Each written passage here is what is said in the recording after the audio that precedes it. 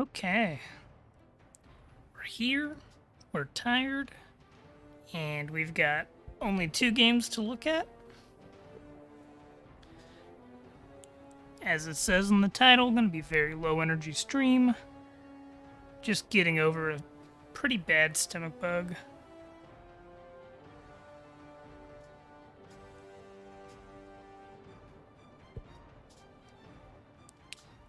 Don't be surprised if I end up giving up after 1 game and going to bed.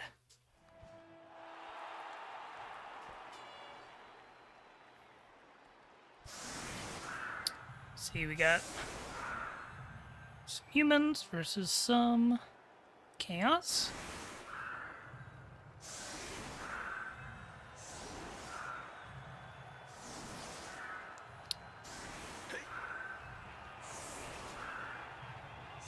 Eliath's got a really good chaos team.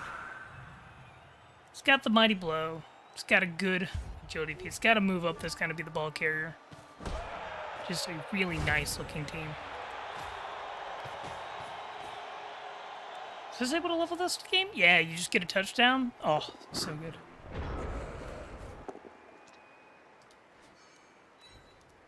Get some punches in. Good. This like skewed defense is fine. If especially with kick, like this is fine.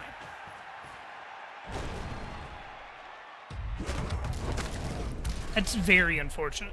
I don't think there's anything you could have done to prevent that. And the ogre goes on the line for a reason. Power Appo. Definitely want to make sure you protect the mighty blow.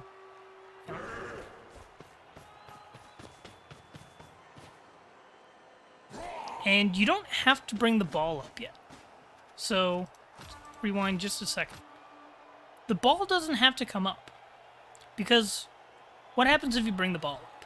If you bring the ball up, put it right here, you now have to defend it. So you need people over here. So you commit like 4 defenders, even if you're not doing a full cage. You have to have like 4 defenders just for screening and such. Whereas, where this has a movement up, if you leave it back here, you don't really have to commit a defender to it. And you can use your players a bit more effectively for fighting. You can still do your screens, but if they break through, it's not a hit on the ball. So if they blitz this player down, and they come through, they're threatening you, but you're still able to get around. You're able to hand off. You're able to threaten getting a cage really deep. Like, I personally, when you've got the bash advantage, when you've about equal speed, stay in range to come up, but don't commit all the way to coming up on turn 1. Wait a couple turns. Now, if these were Wood Elves, Dark Elves, well, maybe not Dark Elves, but Wood Elves, Skaven, any of the really fast, aggressive agility teams, that's when you want to start coming up a little sooner. But teams that are movement on average 6.5, like mainly 6s and 7s, right? What are the alignment on this team? Yeah, move 6. You're basically able to keep up with them for the most part. Pros, you probably want to come up earlier. A lot of bash teams, though, nah, just stay back a little bit. Hybrid teams, stay back just a little bit. Like humans, Norse, Zons would be my recommendation.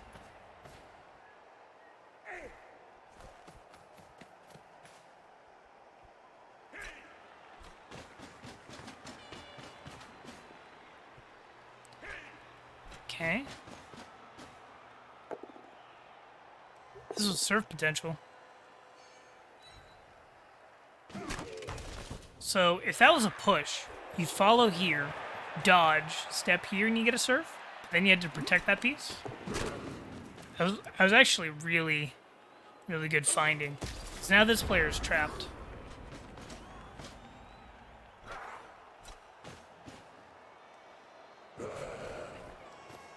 Now, I personally would prefer to see hits on defenseless pieces rather than hitting blodge.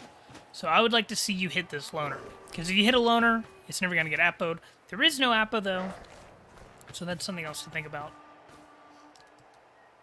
I really don't like this hit. If you're taking that, you're not. Doesn't look like. Good, good. Hey, Grunter. How's it going?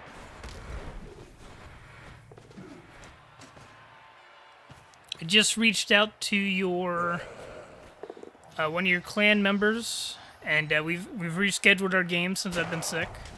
So it'll be on Sunday at some point. Like I still haven't picked a time, but we got that figured out.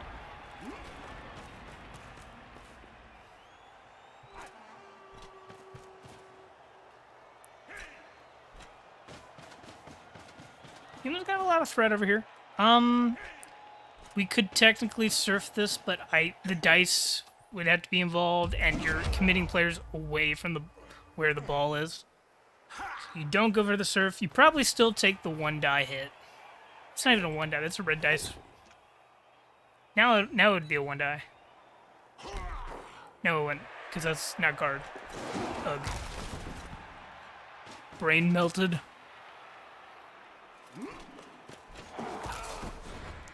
I hate going for dodge. That's just unfortunate. That's that's dead. But, you know, dirty players shine brightest and die in 3 games.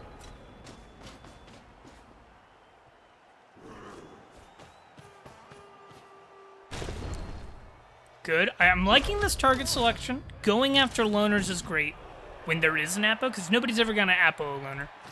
And also, they don't have the block skills. They don't have high AV.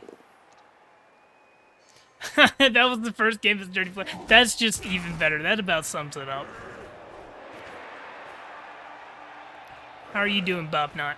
I've watched quite a few of your games this season. You've been the player to beat in a lot of these matches.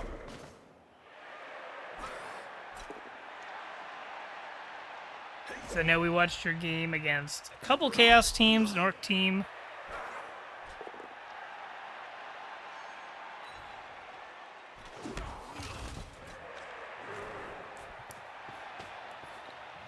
And I noticed you took a bribe this game. Little hard to use against Chaos, in my opinion. I don't hate it, though. It's just, especially when you get... I'm not sure if you chose offense or if you got put on... Or, chose defense. Got put on defense. Oh, yeah, I know. You had a dirty player. It's just, it's hard when you get put on the defense first. I think bribes are so much easier to use on offense because you can secure the ball, isolate a player, and make use of it. So it was a little unfortunate you got defense and also had to use your appo immediately on the ogre for power appo. Got separated. It wasn't really a bad choice. Just you got a little unlucky with it. Taking the serve is always good.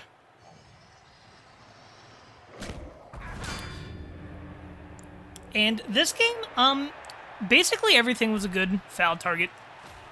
Like, block Beastman would be your go-to, or the block Warrior.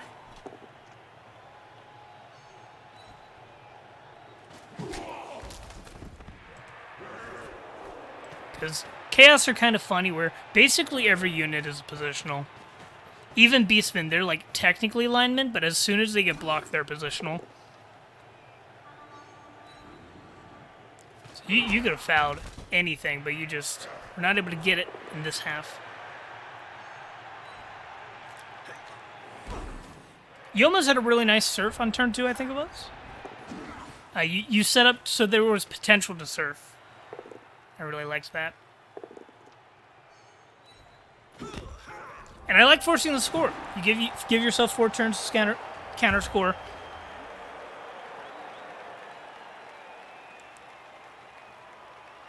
Especially as a hybrid team, a flash team.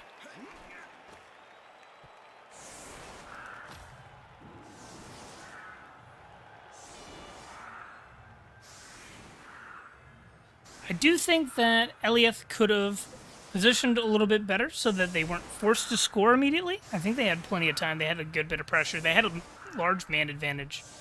And now their man advantage is down to 1.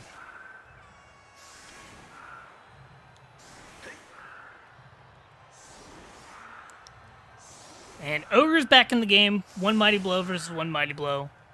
The Chaos Mighty Blow is a little more consistent, though. Chevrons is never a bad formation if you're not sure what to do against a hybrid team. Like, honestly, just as Chaos, I like Chevrons a lot.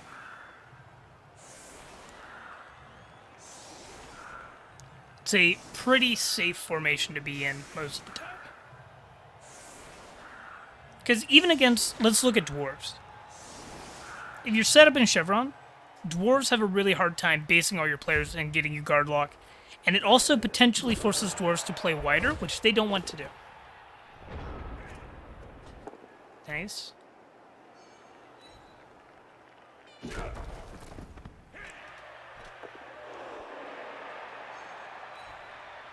Is this an Ogre Blitz? No. Didn't think so. But it really just, some people prioritize the Mighty Blow hit more than others. Using it, not using it is fine, just depends on your playstyle. Going for a big foul on the block piece, I like this. I like this a lot. And I actually touched on this earlier. You have your player a little further back, so you don't have to commit as many people to defending it. That's great. It's something I was recommending to Eliath just a little bit ago. And especially as a thrower. Throwers are able to enable you to play safer with your ball, and then when any pressure is applied, you can send it forward.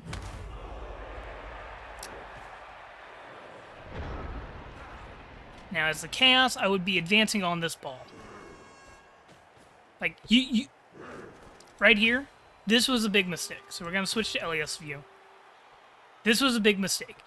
All these players are surrounding a Beastman. They've given up a portion of this field. I would be coming, come put your Chaos Warrior here, come threaten the ball, force it to move, and then screen off a little bit, come here. You know, they can still wrap through here. You know, maybe blitz the kicker over here. Get some pressure. Get some pressure. Don't let the ball just sit in the backfield. You can potentially turn over if you force a play. And especially with all these players right here, this was a good foul. But you can try to take advantage of it. I don't think the best bet is just staying in chevrons, because chevrons is not meant to be just stayed in and you prevent the score. That's not how chevrons work. Chevrons works by forcing your opponent to try to break through in one section, and then you surround it. This is a very passive defense. I'm not a fan of it.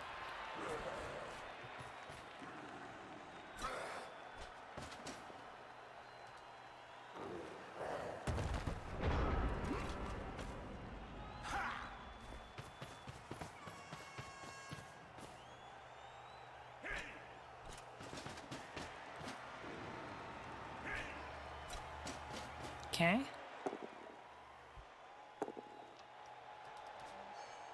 And now look at this. We see Bobnotch humans are a little grouped up, biding their time, looking for a weak point, taking a big foul. The ball's still safely tucked back. Whereas if we had this movement piece up here, the ball wouldn't be able to stand here. It would be forced into either a better screen, a cage. It might be forced to run back. Rather than playing defensively, you're not letting any scoring threats through, but you're also not stopping the ball or putting the ball in danger. If you put the ball in danger, you could score, go 2-0 first half. Or you at least have that possibility, and you can still prevent scoring threats from getting through if you commit one or two players. Actually, if you commit one player to chase the ball, let's think about this, right?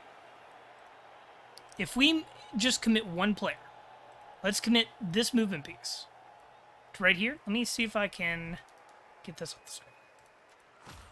No, okay. So we'll position the camera a little better.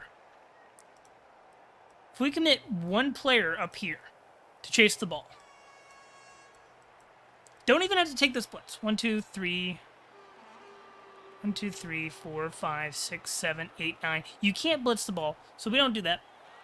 Go right here. The ball is forced into a cage, or it's forced to break through.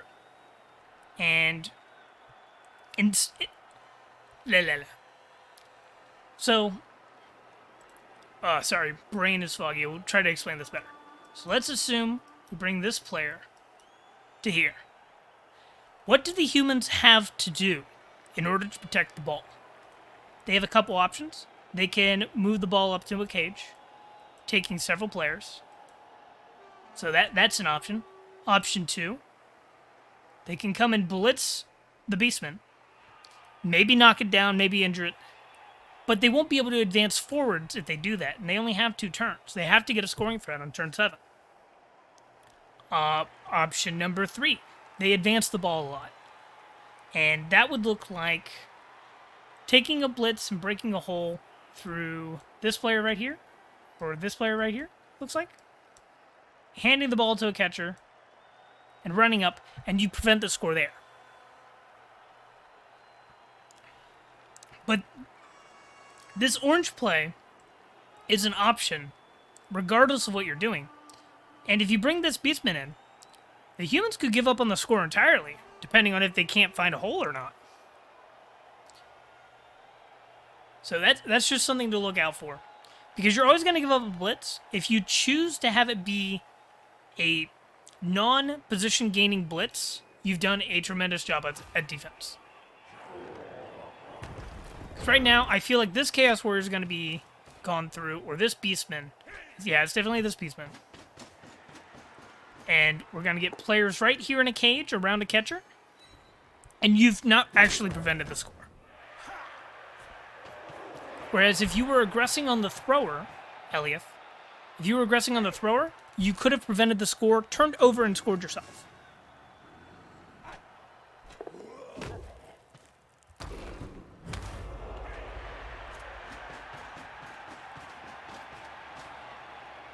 Okay, we're getting multiple scoring threats. Good. Okay, protecting the ball. This catcher's going to come over here.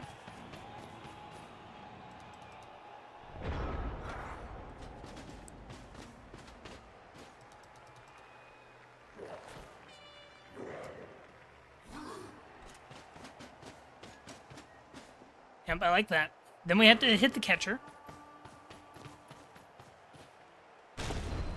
Good. Neutral, good.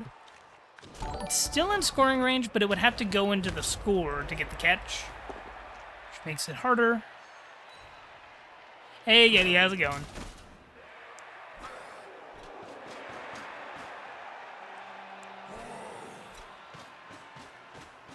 Hope you're doing well. I've been miserably sick.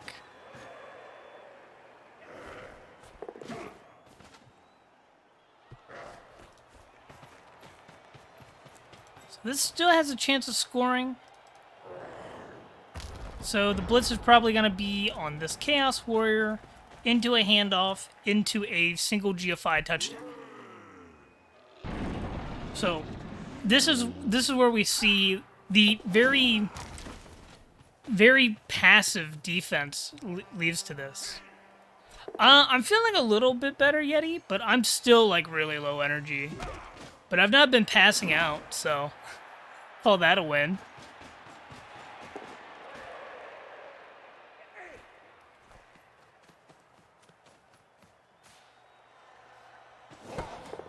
Yep, pass, and it works. Yep. And this really wasn't that lucky. It was a 75% pass into a 3+ because of the reroll. But I think this was just a Chaos played really passively on defense, trying to maintain a perfect screen rather than sending one player to threaten the ball. One player to threaten the ball forces a cage or screens, or at least response.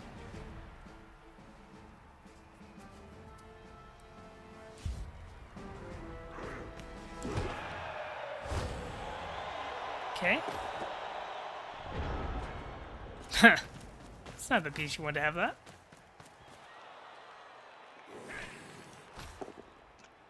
And here we see humans using that same tactic I was talking about. Drop the ball back so that you don't have to defend it as aggressively.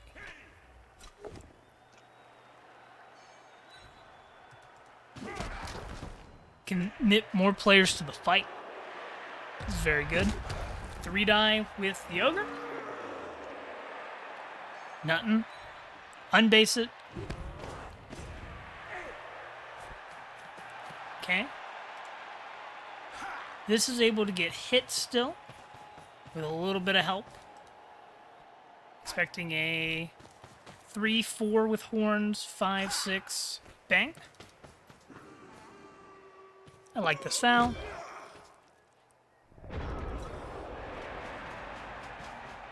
I don't know why we're basing. Don't know why we're basing. Are we chain pushing?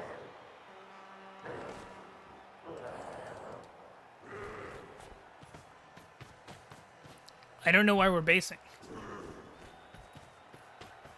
We even players or are we ahead?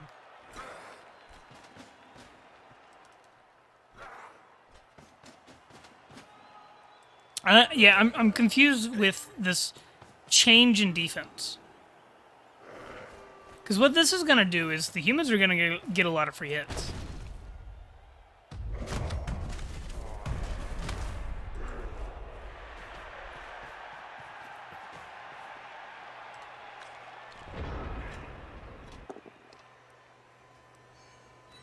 Yeah, because they take a 2-die, do a reverse blitz, so hit and then move. To drop back and defend the ball.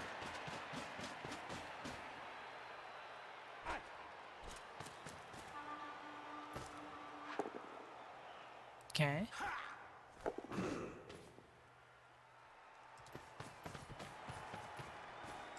Three pluses away are also fine. Especially with how much dodge is on the team. It's actually really nice. These double dodge blodgers.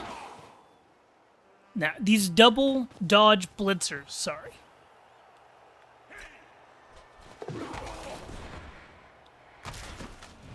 It's a very unlucky removal. I almost wouldn't have hated a reroll there, just because the humans have 4. But humans also kind of need their rerolls, so I also... You know, it's like I wouldn't have hated a reroll there, but I don't think I would have either. Are we fouling the ogre? I don't hate it. It's a very beefy foul. Minor note. Try not to put your Chaos Warriors all the way out to the side. Try to keep them as central as possible while being defensive. So this Chaos Warrior, honestly, bring him in for the assist. Make this an even bigger foul. And keep this Beastman here. Because they can wrap around the side. If they're going to do it, they'll probably end up doing it anyways. You can still respond with Beastman. Or this Chaos Warrior could even just come, like, right here. Right here. You just want to save them that little bit of movement. Because they're movement 5, but they're still kind of slow.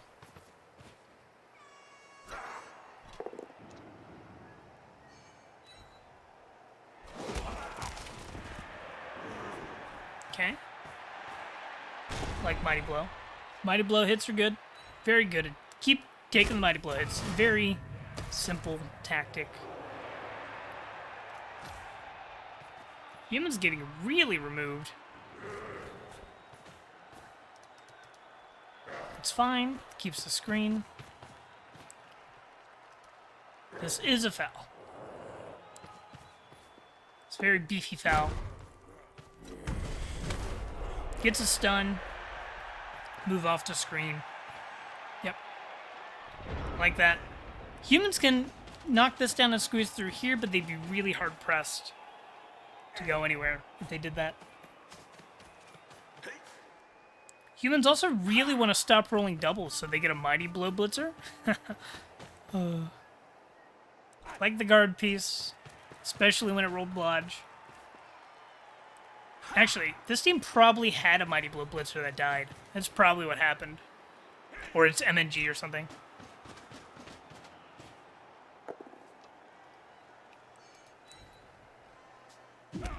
Yeah, okay, yeah. That makes sense. It's easy to forget that, skill choices are often made in leagues where you know your future opponents based on what's coming up, not necessarily what you want in a vacuum. So often my thoughts are made very briefly on limited information.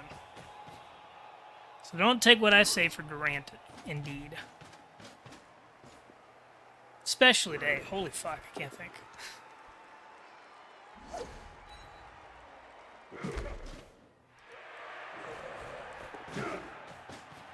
Yep, kind of dodge that. Yeah, especially after going against this Chaos team. This Mighty Blow has been awesome.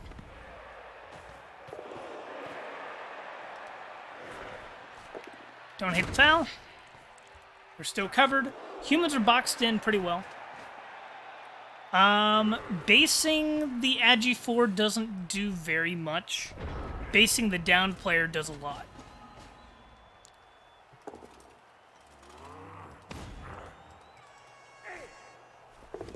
This is actually pretty well defended. We got a hard control of the center here. Their Ogre is in the way, able to occupy it, but the Chaos have really strong control of the center. Humans have a hard time wrapping back around. They've got so few players now. They're down 3, and they're basically at need a full cage point because Chaos are not speedy, but not much slower than the humans. And when you had to go around, you really, every tile matters.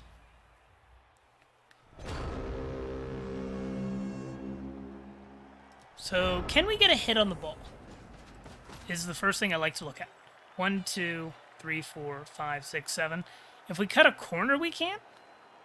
That's probably not worth doing, though. But it's fun to think about.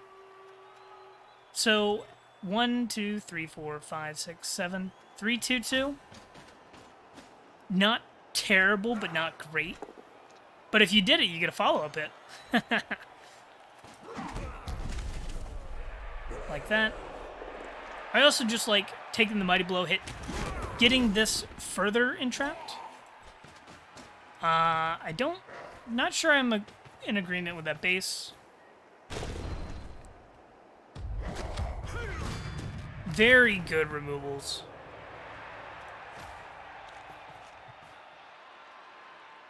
Okay, we got that base. Not a fan of that. That's just a 2-die off. It ties up a player on the move, but I don't think you had to put yourself in base contact 3 ways. You could have just threatened slightly differently. Right now, this is still able to dodge off.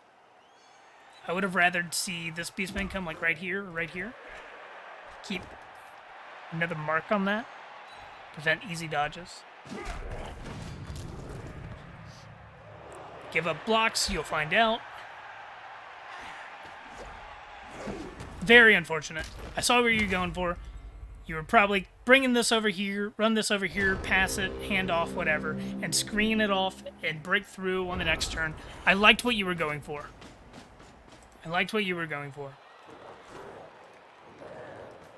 Because that was like your option. Because you had to break free. You had to leave these Chaos Warriors in the dust. You had to use your speed advantage. And, you know, the 3+s just weren't here for you. And that's how it is playing the hybrid team. Playing your Norse, your Zonj, your humans. No, it was a good plan. I think it was the play. Because your catcher wasn't blocked off from the dodge very well. Your Ogre's tying up players. Oh. Yep. Oh, yeah, that's still like your only plan. We'll see what desperate plans we have. But it is now very dire.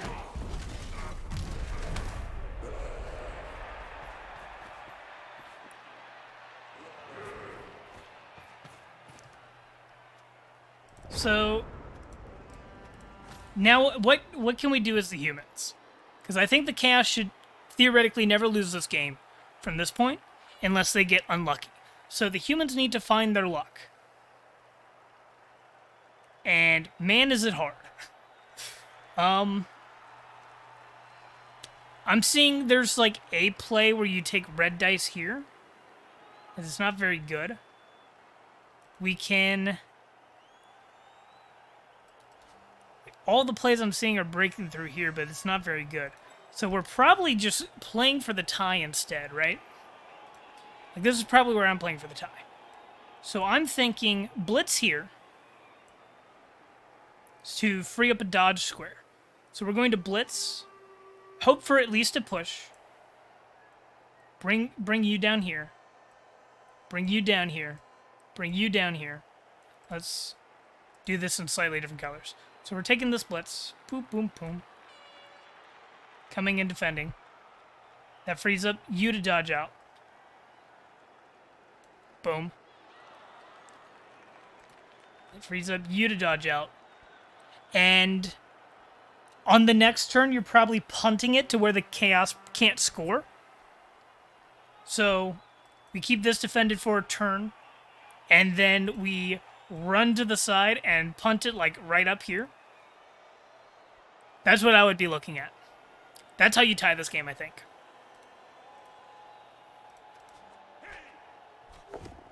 Okay, so we see this. Good. Hey, Shade. We got your game next. Oh, you were still trying to win it? I'm not sure how you were thinking you were going to do that, but I respect the hustle. Yep, this is good. This is good. This does the same thing that I was recommending.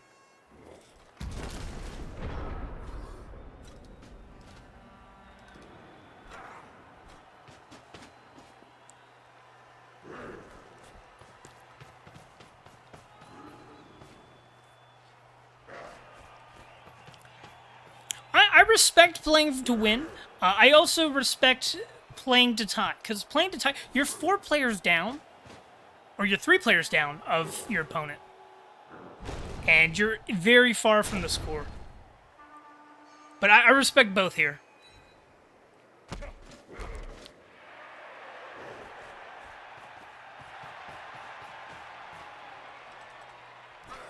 Yeah, and this is the turn where I would punt it over here.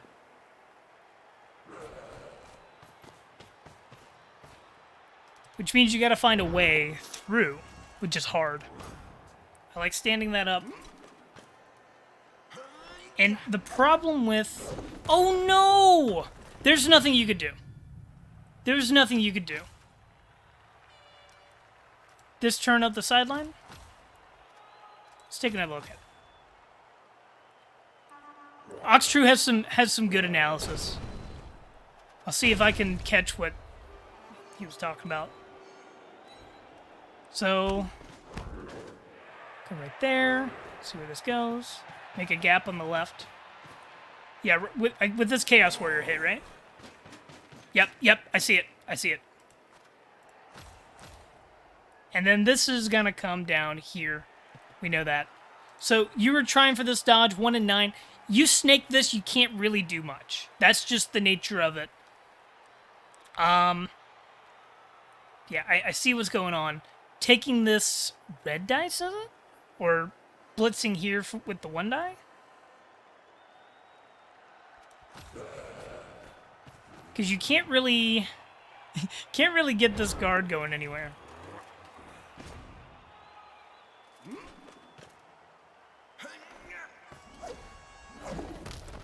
Yeah, that's just really rough. Like, you needed that to work. You blatantly needed that to work. If you're going for the win. If you're not going for the win, okay, get out of my face. If you're not going for the win, my super conservative, very scaredy cat play is I'm throwing the ball over here. So you just had to figure out how you're going to accomplish that. And that requires red dice and 1 dice, and it's not very comfy or safe. So, I don't know. Like, being in this position, this is just an awful position. This is hard to deal with. I actually think, so if you're going for the tie, going back a couple more squares was the way, because it prevents you from getting surrounded on all sides, which is what would prevent you from getting the punt. But you were going for the win, so we're not going to comment on your forward spacing was in an attempt to be able to win, which I respect. Because it's one of those things, especially in a league where wins are 3 points, draws are 1. If going for the win, you win 50% and you lose 50%, you generally gain. Because, like, if you assume 50-50 by going for the win, you, on average, lose 1 point half the time and gain, 2 points the other half of the time? So, usually you come out ahead if you're going for the win is a 50-50. Yeah. It's you gain 2 additional points, I should say, from if you were to accept the tie. Because accept the tie is 1. Lose by going for the win, you lose a point. Win by going for the win, you gain 2 extra. So, on average, if you're 50-50 at determining if you can do it, you're coming out ahead. So I don't hate it. I don't hate it at all.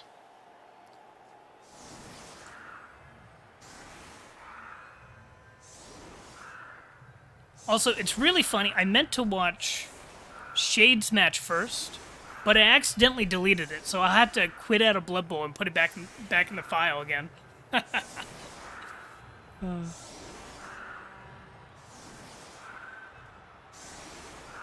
Hey, Doug.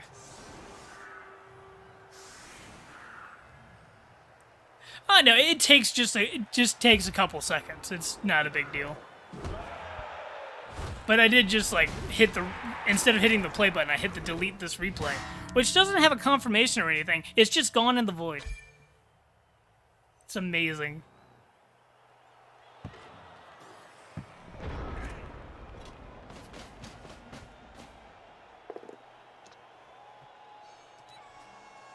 And this looks like a one-turn attempt? Very neat. Yeah. Is this enough pushes? 8. So you can move 10. You need 1 more push? Oh yeah, that's enough. This can technically score. And you're even getting another push. Oh, this is awesome.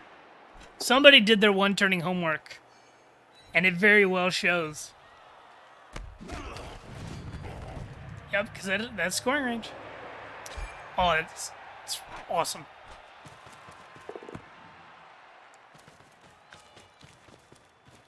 Okay. Click ball, click end zone. Oh, that's a shame. Very well done, though. Very well done. You had a couple more to go, and you still had the reroll, so there was a chance. And you know what? You maximize your chance. Going for it is a non-zero chance. Not going for it is a 0 chance. Oh, blue leader, that's a good question, I think. Just because of how things were set up. Yeah. Same dodges, it looks like. Because where does the catcher end up? 'Cause 1, 2, 3... Had to dodge 3 times. And with the way the line of scrimmage was set up, I'm not sure if you could have done the same pushes. You might have been able to get over here and done a corner dodge. I don't know. If you change the line of scrimmage layout. But also, one turns are hard. So, like, if the play was you had to push even further this way, no one's going to blame you.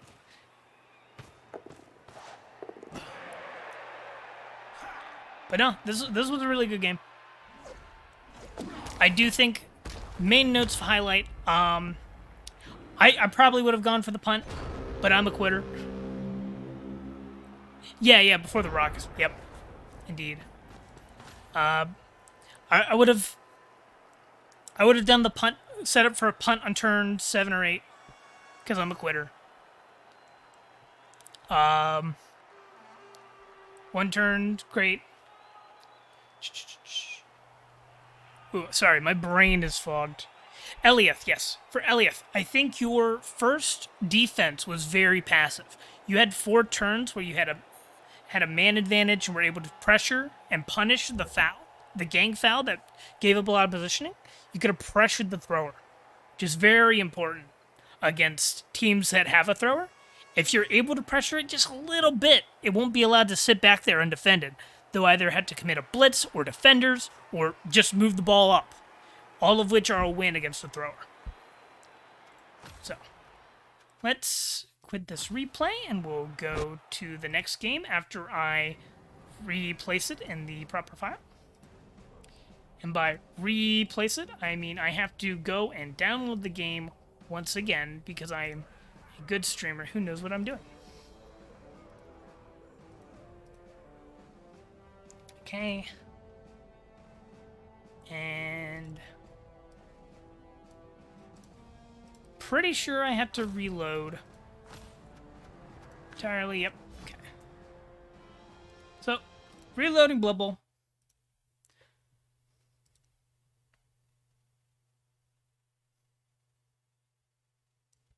Yes, that was primarily the Mighty Blow difference, though, because the Chaos used Mighty Blow every turn, and also the humans broke their armor on the ground from dodges like 4 times. It was a little silly.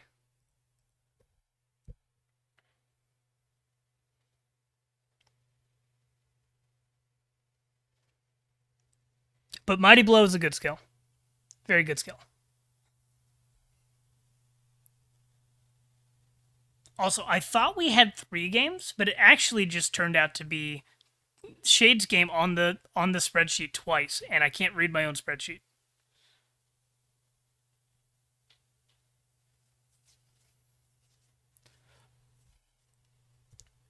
Oh yeah, it's just one Mighty Blow makes a world of difference when you are at the low TVs. Like, once you start getting off the ground. Let's watch it again. Oh, did I just, like, click on the wrong game? Did I open up the same game twice? Wow, I'm a mess. I did. I opened up the same game twice, I think. What? No. Is that the... Wait. Confused.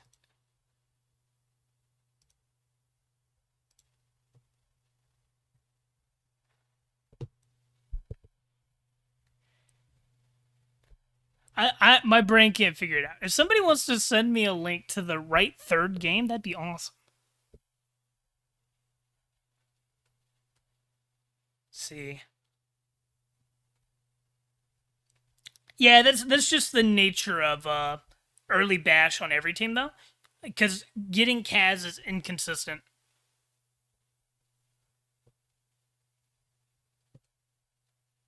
These are some very guard-heavy dwarves. I'm going to switch to added skills, just because dwarves are obnoxious with their skill boxes. Bringing the dwarf up very early. I'm not a fan of this. So, what the dwarves have done is they have made the dwarven line part of their cage immediately, which I do not think is safe. Because if you are not able to move one of these pillars, then you're stuck. And they can potentially get hit on the ball. Like this. Right here, this is awful. The dwarves are in a very dangerous position already. Oh, okay. Okay, I'm sorry. I know what I'm doing. I know what I'm doing. All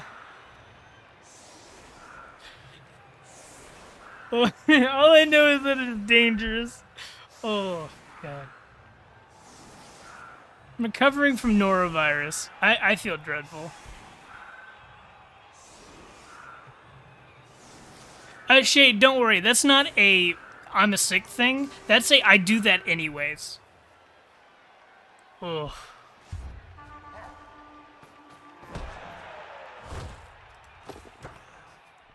Oh. That's it, chat. Pick on me more. We're gonna get sponsored by Raid again. That'll show you all.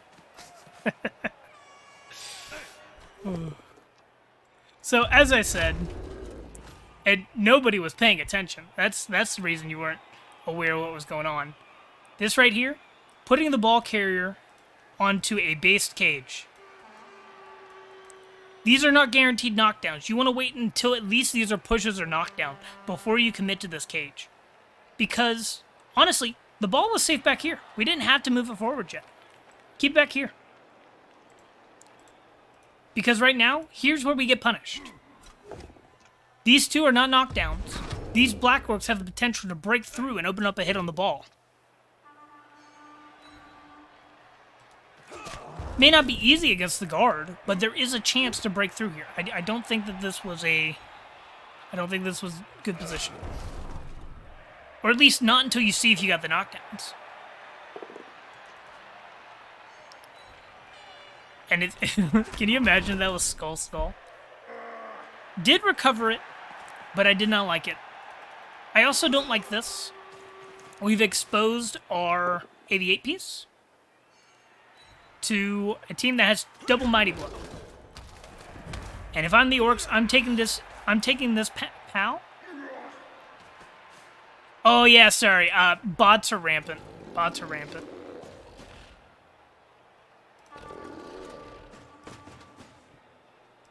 Thank you so much.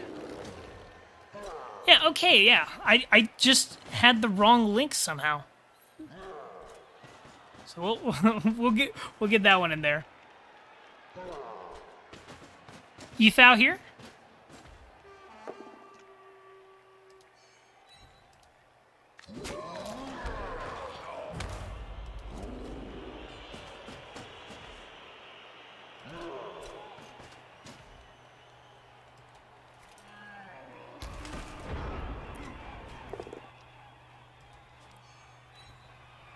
I don't know what ABF is.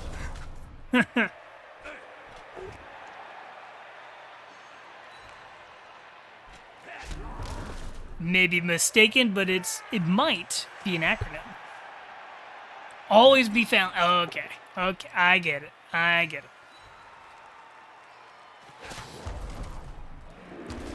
Yeah, I'm not huge on basing the bobs. Because even if you're AV9, giving up bases gives up hits, which gives up armor breaks.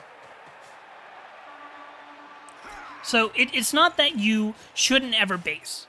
It's that when you base, it should be done with a purpose. There should be a goal from your basing.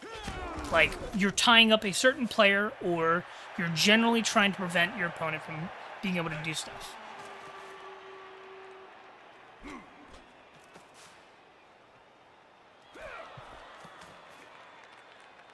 So, like, right here, standing up these black orcs does a little bit, but, like, the thing it does is stops the dwarves from progressing for a turn.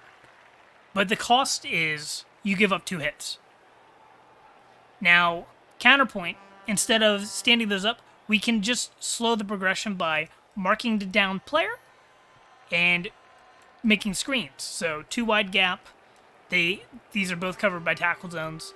Tackle zone, tackle zone. And just get a couple screens up and slow it that way. But at the moment, you can't really stop the dwarves if they want to go forwards, because they can kind of just come around this way. But that's okay. If the dwarves come around this way, you can trap them on the sideline. Push them there. So I think I would like to do that. So just get some basic screens up. Try and recover your players. If the dwarves walk past your black orcs, that's fine. Your black orcs can base them from behind and do stuff that way. So they can't actually ignore these players just because they're on the ground. So they still have to commit players to these, even if you don't pick them up. How much to draw a goblin? I'll draw a goblin anyways. Like, look. Does everybody see that goblin on the orc team? No? What about now? Go get the ball, buddy. Look, he's got the ball. Okay, that's enough of that.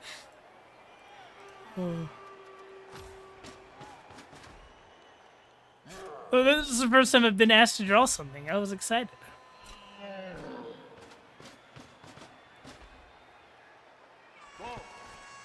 But yeah, again, if you just left these two players down, they don't get hit, they don't get armor broken, and the dwarves still have to worry about them. They can't just walk past them. So they still have to commit at least one player apiece, or screen it off. It's a big hit. Mighty Blow is a good skill. Taking good hits, though. Taking good hits. But really don't need to be in base contact. And against this guard, like, this is what, 5 guard? Yeah, against 5 guard, you really want to avoid being too clustered together. Because your goal... Here's a good way to base. If you want to base, if you're going to be aggressive, say, hey, I got a strength advantage. I'm going to base this team. Isolate these guard players. Get them man-to-man on a strength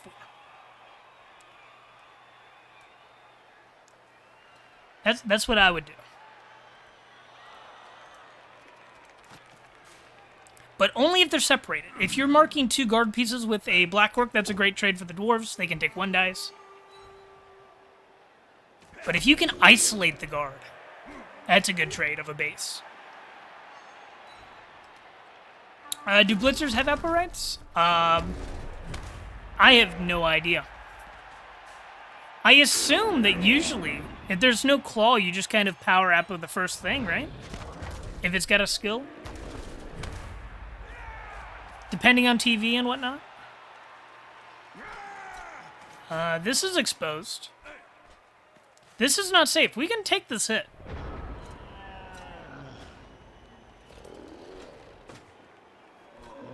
Yeah, what Yayo is saying.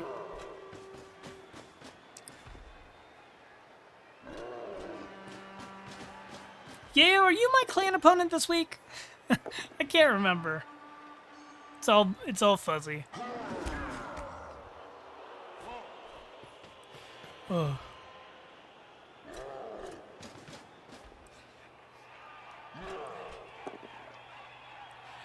Yeah, hit me up with some times. I should be free, like, all day myself. I really appreciate you rescheduling for me. I've been miserable.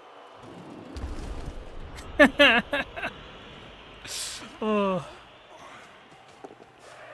I sine wave. You know it. I mean, Friday is basically the Thursday of the weekend. Yeah, take your time. Appreciate it.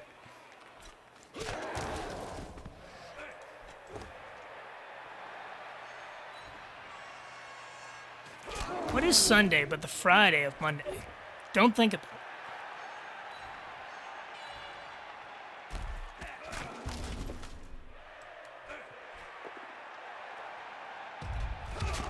Hits from the dwarves. This really went unpunished, just from dice. But this ball was exposed. I hate giving up any amount of dice on the ball, even red dice. Because red dice really, you take those if you're giving it on the ball in a lot of games.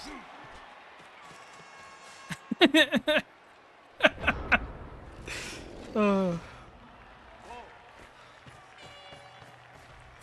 Oh. It's like I'm like an AI generated to sound like Jaden Smith.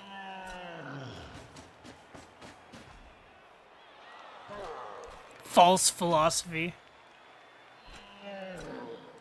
I like Mighty Blow. Mighty Blow is a good skill. Yep. And this is why you take the Mighty Blow hits. This is why you don't give up AV9 hits, because they just eventually break. What inducements do we have? We had a babe. Okay.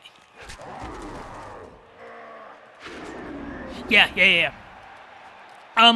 It's not that you always take the red dice hit, it's that you always consider it.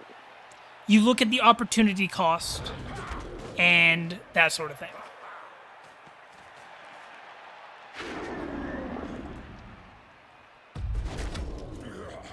Yeah, that was a textbook frenzy trap, and this Troll Slayer is going to get hit with Mighty Blow. AV8 hit with Mighty Blow. It's a very big mistake.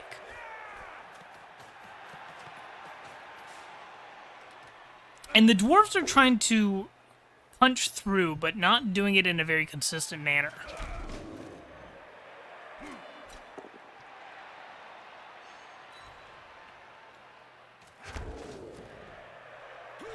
All right, you have a good one, Yeti. Good luck in your game. And this has been really rough for the Dwarves, because Dwarves really want to be gaining a square turn if they can. Yep. Dwarves just had to play nice and slow, get pressure on the ball, keep pushing the players back, and really try to separate these guard. It's very important that you separate the guard.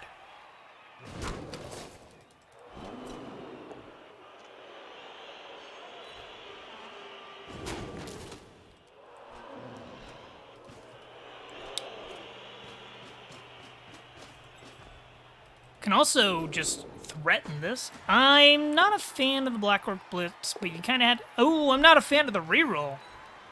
You already got a push. The push freed you up for another hit. I don't like taking a reroll on a non-block hit. Unless there is a extreme purpose to doing so. Because a push was fine. A push gave you a block hit.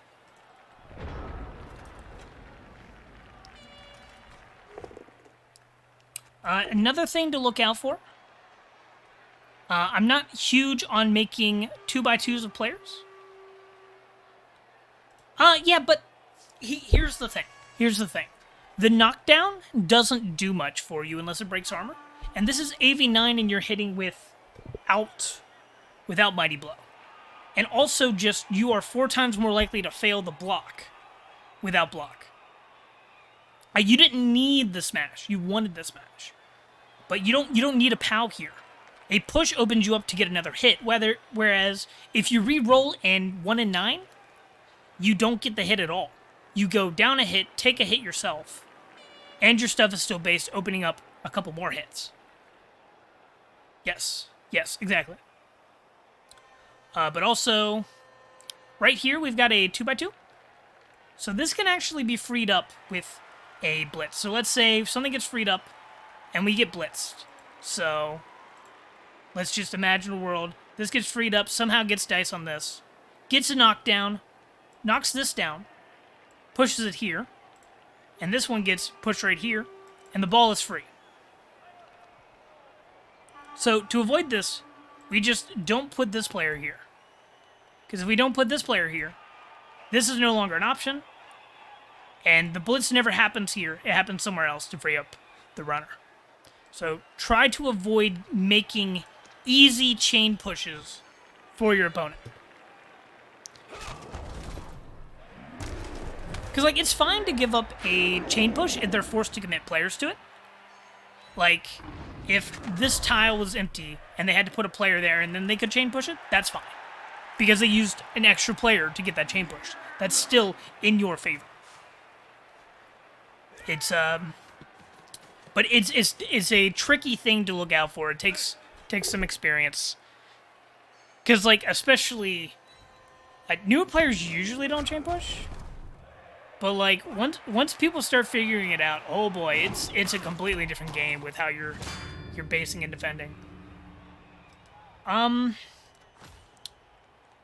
was a wild play going on. Get over here, the ball wouldn't even be safe. Yeah. I almost feel like you had to go backwards as the dwarves there. This has been a very sticky drive for the dwarves. But again, that is because the dwarves are playing offense the hardest part of the game.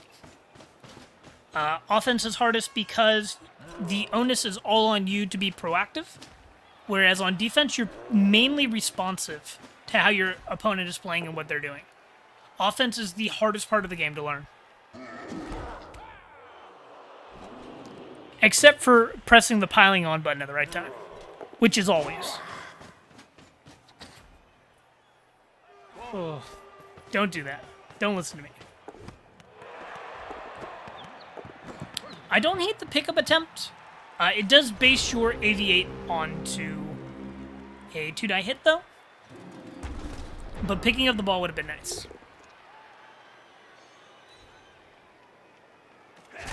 And this is almost no scoring range. It's very good. I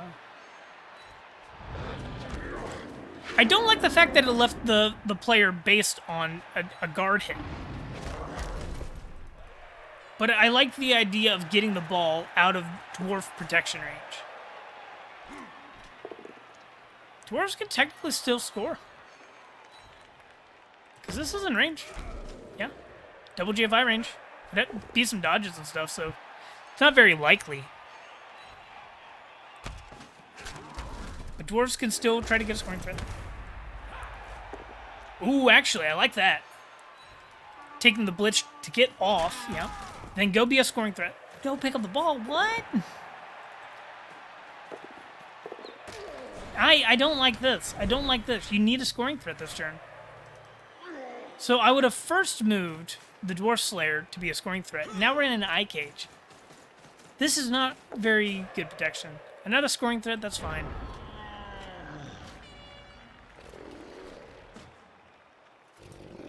I disagree with a lot of what just occurred there.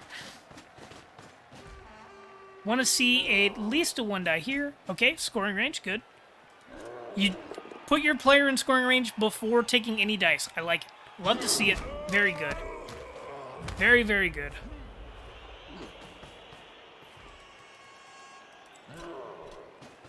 I'm not sure what this player is doing here. This looked like a move that happened without much purpose. Rerolling that was fine. You want to get the POW. Knock the ball free.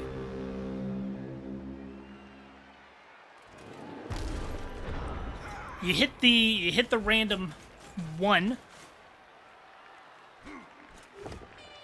Because with a reroll, what is that? Like a 50% knockdown, maybe? Ish? 40%? 45. No, yeah, it was the dice you take. It was rough. And the dwarves look like they probably scored. They don't have a reroll. 30% chance to fail. Get the point. That happens sometimes.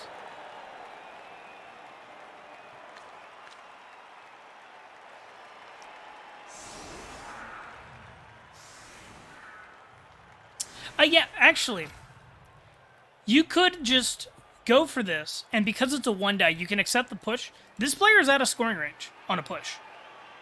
And then who's in scoring range? This player and this player. So that's actually a really hard score if you just take the push.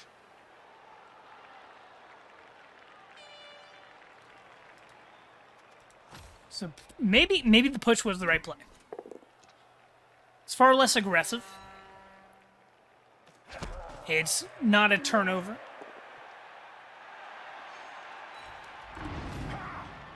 Seems like a judgment call. I think the safe play is definitely just taking the push.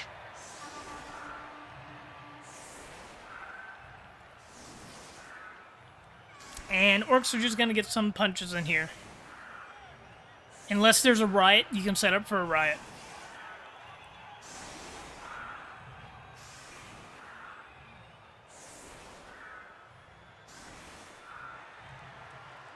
Yep. Getting rid of scoring threats is good. Especially the person carrying the ball and the other people are based. Especially when the dwarves have no reroll and they had to take a 3+ and some other dice to get the ball in the end zone.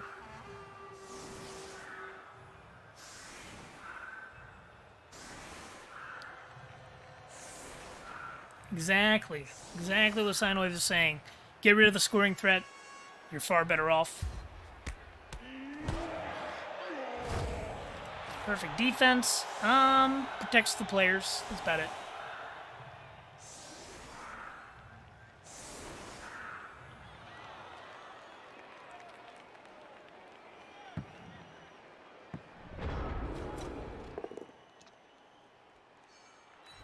Okay, get a hit. Good. Get a hit. Good. Then hit with Mighty Blow will come in.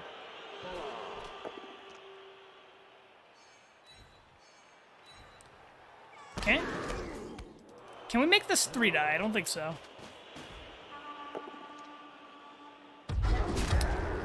No knockdown. 1 knockdown for the orcs. Nothing crazy. Go for the SPP.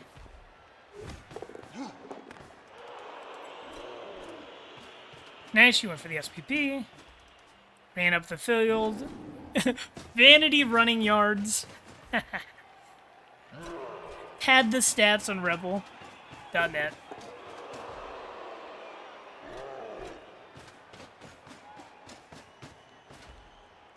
Oh. What were these players doing all the way back here? I think that was a slight mistake, because sometimes you get a riot and you have a chance for a 2-turn. You don't want these players all the way back here.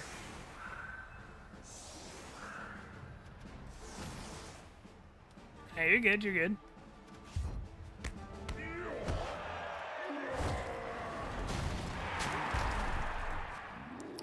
One thing I will say, I don't like how deep these linemen are. Especially against a slow team like Dwarves. Against Wood Elves, against a kick piece, that's maybe okay. But even if I was playing Wood Elves, I would want these pieces like right here. Still far enough back to protect the ball, but also able to join the play. I think having movement 5 this far back is just a little... Not a little. This is kind of silly. Kind of silly. Like... If a good way to visualize this, let's look at the Black Orc. Would you want your Black Orcs back here? One space in front of these? I wouldn't want my Black Orcs back here. They're not doing anything. Okay. Let me raise a counterpoint for you. Yeah, exactly. You wouldn't want your Black Orcs back here. You definitely don't want your linemen back here. One space behind where the Black Orcs would be. So... I want to go over just this might sound really basic, but I promise you it's got a great point. It's got a great point. What is the point of a cage? The point of the cage is to protect the ball, nothing else. Right? You're just protecting your ball. So, you protect it on the back, you protect it on the front, you protect it on the sides. But what if you're playing against Dwarves and they can't reach back here? Like, they can't reach here, they're too slow. Say they're back here. They can't reach the back of your cage. You free up these two players. You no longer have to use them. You can use them over here. So they can't even get to the side. Or you can use them to go up and hit. Have them even further up. Because your ball is safe. They can't get behind you. You use the cage when you're forced to. But furthermore, your cage isn't going to be formed back here. If you form the cage back here, you're never going to progress. So your back cage doesn't have to be able to reach up here and back here. What if your linemen were right here and still able to reach where you would put the cage? If you put your linemen forwards, they have multiple options. Whereas back here, your linemen are only able to be the back of a cage that you don't need to have a back. So, they block a blitz. Yeah, they block a blitz up here. Because if your opponent's not able to reach you, then they can't blitz it anyways. So, just look at this defense and move these linemen up here. Where's the blitz come to get the ball now? Let's say the ball lands right here. They had to get through this line, and they had to use their blitz to get here. So that would look something like this. Boom. This goes down, and they run through. So, ball lands here on a blitz. Right now, they just walk and they catch the ball. They blitz this piece, they catch the ball. If the blitz is all the way back here, you have the advantage anyways. Nobody can reach all the way back here. Like, even if you're against gutter runners, if the blitz is all the way back here, you can cover that with your lineman being right here. You still have the speed advantage. So, just to demonstrate that, a very fast piece, movement 9, they're never going to be on this line. That's too easy to hit. Gutter runners, furthest up they're ever going to be, right here. So movement 9, they're going to be back 3 squares. 1, 2, 3. So, by the time they cross your line of scrimmage on a blitz, they're already only move 6. So then they have 8 movement, 7 movement, 6 movement. They get here, they're 5. With your lineman here, your lineman is faster than the gutter runner on the next turn. And you can also blitz and take hits and that sort of thing. You don't need your cage corners to be behind your ball until your ball isn't ready to be caged.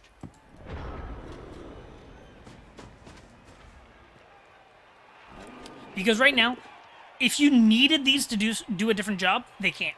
Their only thing they can do is be the back of the cage. And that cage being formed so far back doesn't actually protect your ball any more than it was. Where would the ball have to be in order for the cage to be useful? Because right now, they can reach like here, but they can't really go behind here. Because they would have to go around stuff or take dodges or that sort of thing. Whereas, if you just pick up the ball, we saw this in the last game actually. If you pick up the ball and just hold it here and use your other players for fighting, hold the ball on one player, have it protected just by distance, and have 10 players for fighting. But we'll be done on that one for now.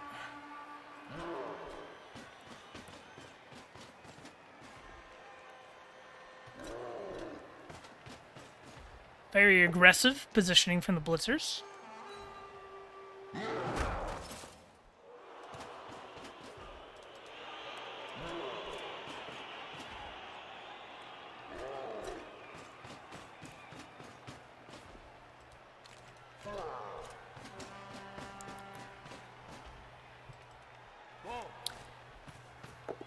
Yeah, and going for the win is fun. Going for the win is fun.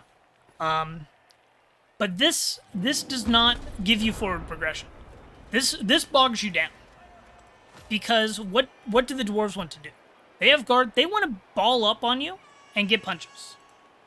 So this is playing into their favor. Because they're going to come and base you up, slow you down, prevent you from reaching your players. Whereas you could have done something different. You could have played a little wider. So instead of having the ball here, have the ball here. The ball is safe here. They can't reach it. It's still protected, but your other players are able to threaten this side, and this side, and up here, and up here. Still screening off. They still can't get past this. But they can't just put all their players in one basket now. They had to spread out their guard pieces. They had to spread out their positionals, and they're slow. And once they overstep on one side, so let's say they bring a long beard or two over here, you swing back to the other side and progress the ball this way. And you can do a handoff, you can do a pass, you can get the score, and then go for your turnover and touchdown.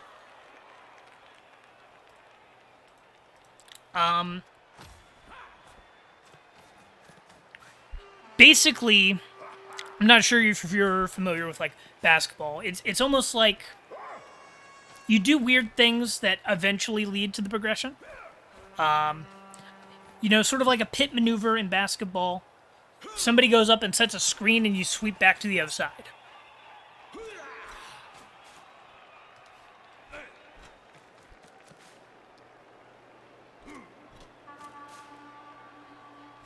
I don't watch it either. My dad does. My dad was almost fucking NBA level basketball player and he wore out his knees at the age of 16.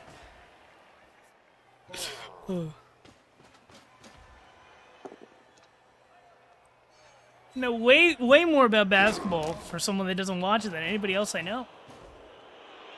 I used a sports term for the first time today. Give me a break. I'm doing my best.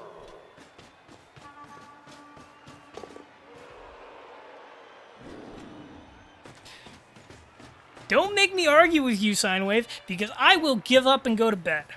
Because I am tired. Who modded you?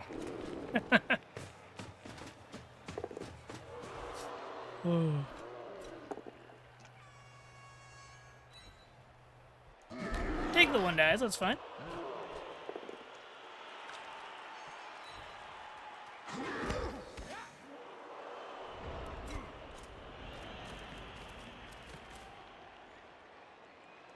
Okay, dwarves are coming over here to base some more.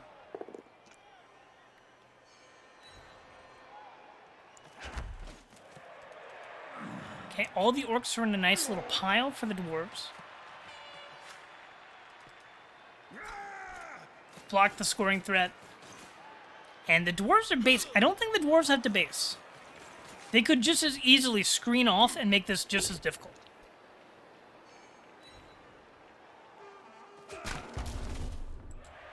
They were getting a punch though, so that's excusable. It's excusable. Screens off over here. You don't... the dwarves are all grouped up too. I don't think the dwarves should be positioned like this.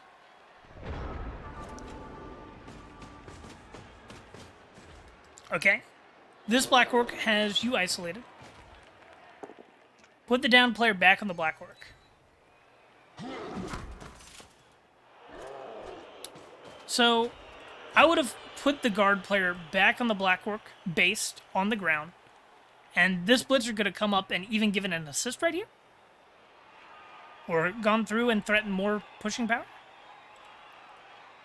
But it's kind of inconsequential. I mainly just don't like basing your Mighty Blow piece. You don't want to give hits up on your killers. I'm not a fan of this play. That's a 1 in 9, 75 into GFI. I don't think that was a forced score. I don't think that was a safe score. There's a lot of times where that just fails either on the catch, the pass, or the dodge. And the dwarves are able to pick that up, go into a ball, and mow down the field for a 2-0 victory, or just hold on to the ball and get a 1-0 victory. I think that was a very risky play. I think you could have scored on the next turn and been pretty safe. I think you had a decent possibility of shoring up the ball there.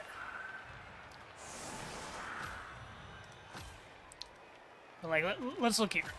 Because, what am I saying?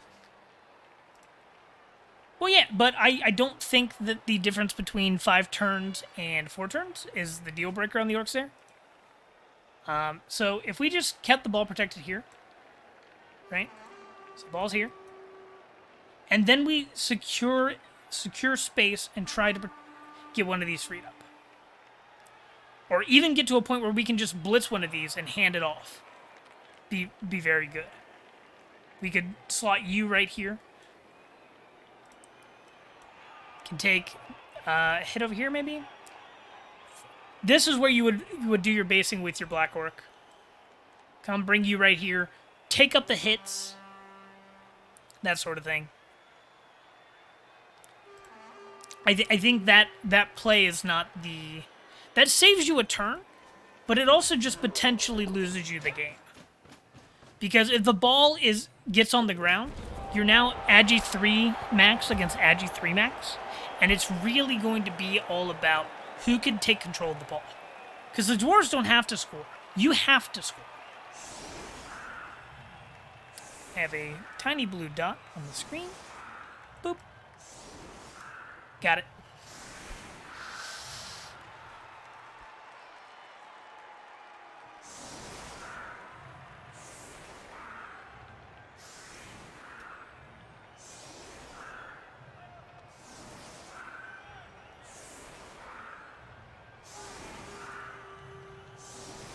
This defense was a little strange.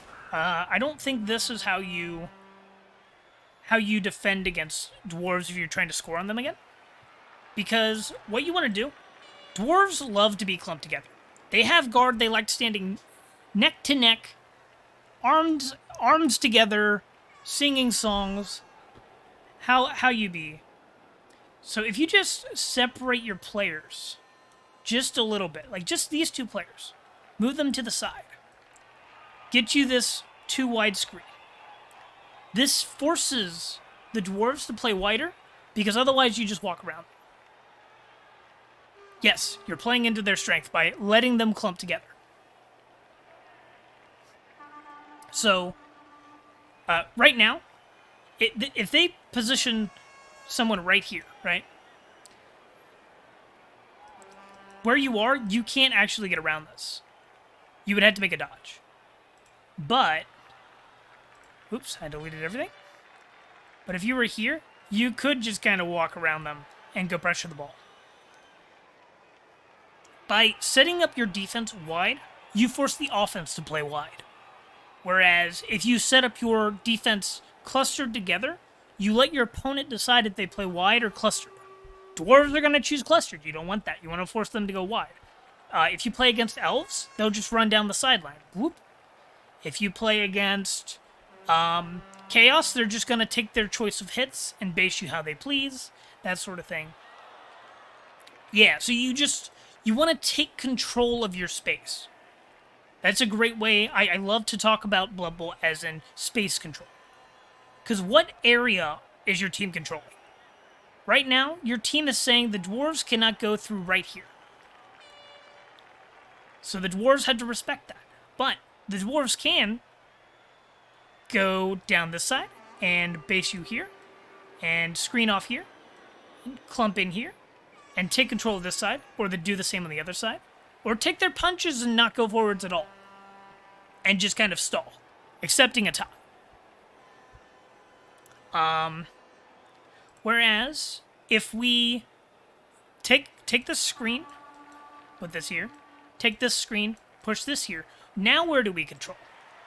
We're saying the dwarves cannot, without using the resources, get through this area. And if they try to use their resources to just walk around me, they're going to have to get real clumped together and squish into the sideline. And then, when that happens, when they try to clump over here, whether they blitz or whatnot, if they do this without doing anything else, you shift your zone of control and just push them in here. And you can double up your screen up here and just push them into the sideline. They don't have an easy time swinging back. So it's all about being a little wider gives you more flexibility than your opponent. And once they commit to a side, they cannot change back. So you punish them for choosing. You keep control of the center and then punish whichever side they're forced in.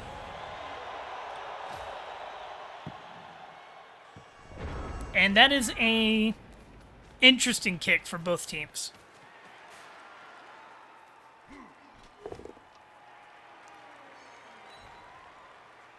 Honestly, if I'm the dwarves, I would not push that for more line of scrimmage hits. I would push that and then run to go cover the ball.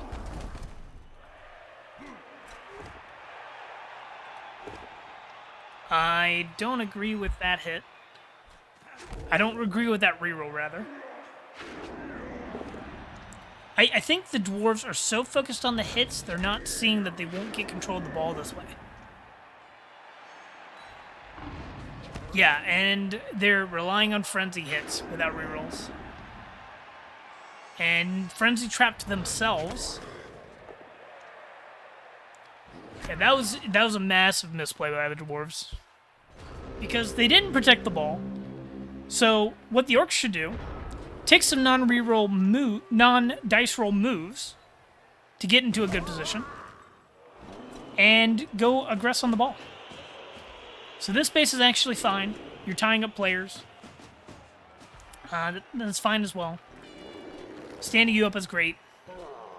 We want to be hitting this player. So there's the assist. 1, 2, 3, 4, 5. Yeah, good. Good. And you follow that. Keep them based on the sideline. No, you want to follow that. You really want to follow your hits where you knock something down. Because I want to talk about this really quickly, because I see you not following up many hits. If you have a player based on a standing player, and you get a push, so we push this dwarf, if you follow and base that dwarf, a standing player gets a free hit on a standing player. So it's usually advised not to follow every hit, or even most hits, where you don't get a knockdown. But if you've got a player here and you knock down this dwarf, so he's on the ground, when you follow that up, they don't get a free hit unless they use their blitz, but they're going to get a blitz anyways. So you can decide, where they use their blitz. You can also make it so this player, if they stand up, they give you a free hit. Or if they want to stand up and not get hit, they have to dodge.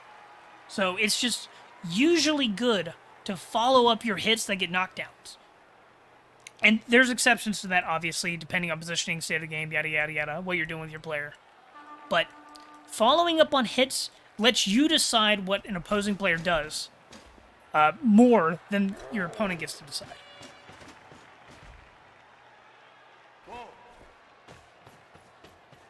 Yes, exactly. By following that up, you're applying another tackle zone to the ball, and somebody else can walk into the square to go pick it up. But also, even more so, they can't just stand this player up to defend against you because they're also on the sideline. So they just stand up. They've given you a free serve.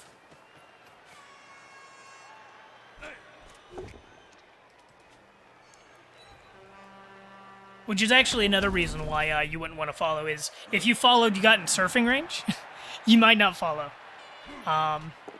Not necessarily just the sideline. Sometimes if you are based on somebody else, you can still get served.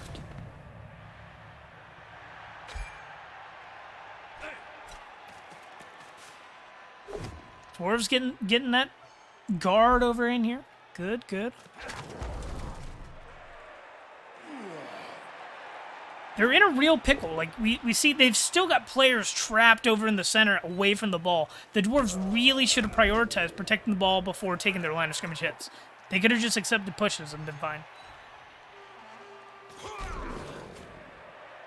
But they're freeing up their players now. That's good. See what the Orcs do. This is very aggressive. This player is so far away from your team right now. They don't do enough. So I know this is being a receiving threat. But why couldn't they be a receiving threat? Where is my marker? Why could they not be a receiving threat right here? Whoop. Because right here, they can still be handed the ball. You don't have to pass it. You can just give it a handoff. Because right here, you can just hand them the ball and then go stall back here rather than moving them now. So I would, because right now, if the ball is picked up and the Dwarves somehow break away, this player is always going to be a turn behind the play now. This is like putting all your eggs in a basket that haven't hatched. Your basket hasn't hatched yet. Be careful. Ugh.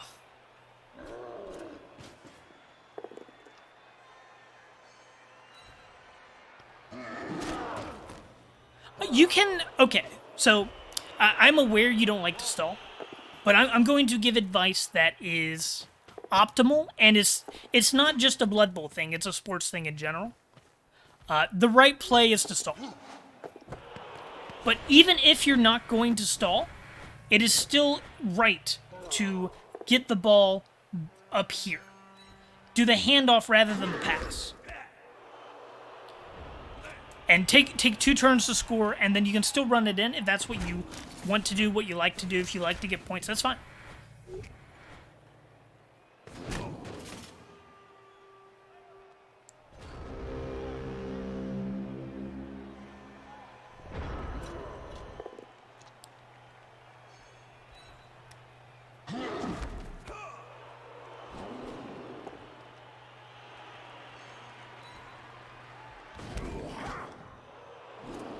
Out of curiosity, what is it about stalling that you don't like?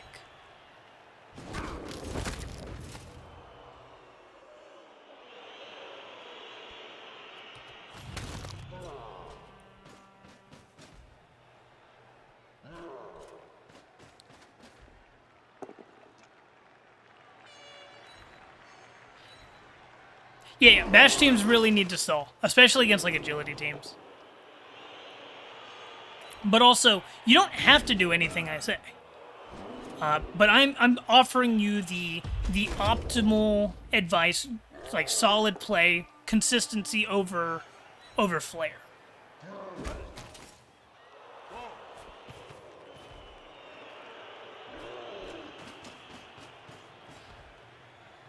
Yeah, but what is it about stalling that you don't like?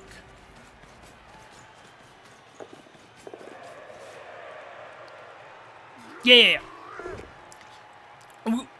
Exactly what Sinewave said. We're recommending solid, consistent, quote-unquote meta or meta-adjacent advice, which you are welcome to ignore, but I'm not able to give advice that goes counter to that because that advice doesn't win games more than the advice does. But you can do whatever you want. Like, it is standard practice among Chaos coaches to get a Claw Palm piece. I refuse to get piling on because I have moral grandstanding and I feel superior to people. I have a Minotaur on my Chaos team, you know? It's fine to play non-meta.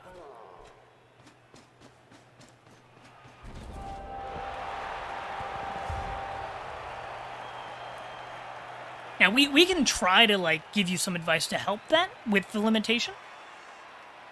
But it is neutering yourself a little bit. Yes, what Sage said. If somebody's able to stall for 6 turns, the defense did not do their job. Because the stall isn't... Okay, we're going to pause a moment to talk about stalling. But also, what is it you don't like about stalling specifically? Because I think I'm not sure what it is you're opposed to about it. I understand that you are fine with like a turn or two and it's the 3 or 6 turns that bother you, but why? Because I think I want to address the why.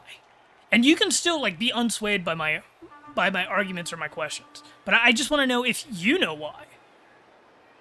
But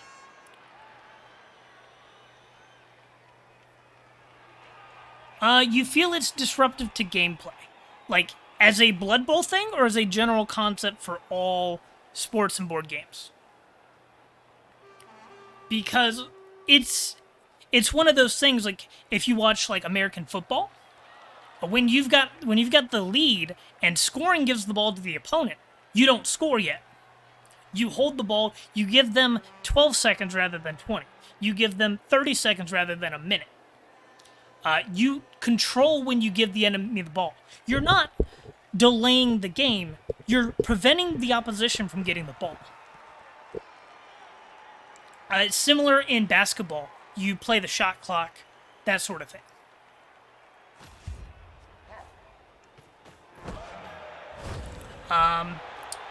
Because, like, if you... Here's the thing. If you're a bash team, and you're able to stall, you do it.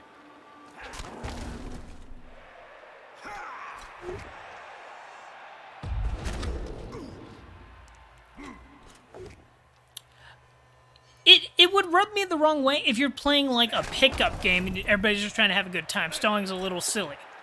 But if you're playing to optimize the play, if you're playing to win, it's just the accepted strategy of the games. Because if you're trying to make a game where scoring early and as fast as possible is the meta, you have to make rules that accommodate that. Because, like, optimal play is determined by the rule set. I don't know why the dwarves base the Slayer here. That's just gonna get punched. This is a good potato, though. This is a very good potato. This is another example of if your players were wider, they wouldn't be here.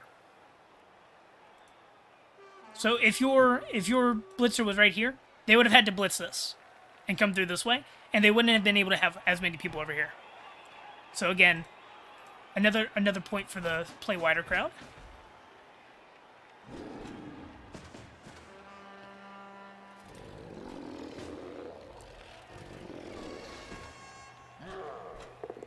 Was it surfable?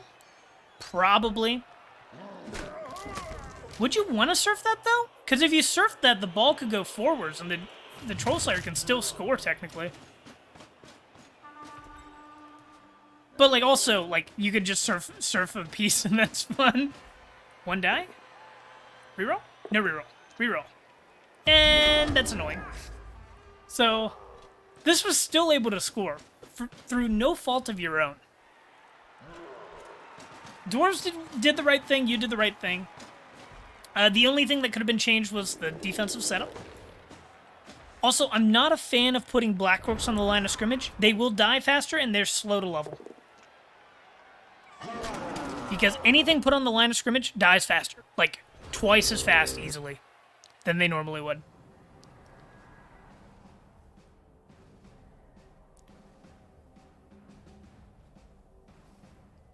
Yes, yes. Back to the stalling conversation. Stalling is... It's important to look at stalling not as a, this is what the offense is doing. Stalling is, this is what the defense did not manage to prevent. Because when you stall, it's because you've got enough defenders to not be forced into the end zone to give the ball up. Because that's really what it is. It's not giving the ball to the opponent. But rather than, you know, trying to hold on to the ball and get a touchdown, you're holding on to the ball without getting the touchdown for a little bit longer. But that gives the defense an opportunity to either A, force the score, B, hit some players, or C, what am I saying? Force the score, hit some players, or C, steal the ball back because of a poorly done stall. So if you've ever seen a War Dancer leap in on red dice, or another elf with wrestle, strip ball, go in, red dice, give the ball free, and steal the ball, that's what happens when a stall is done either poorly or just doesn't pan out. Whereas if they went ahead and scored, they'd also be in a pickle.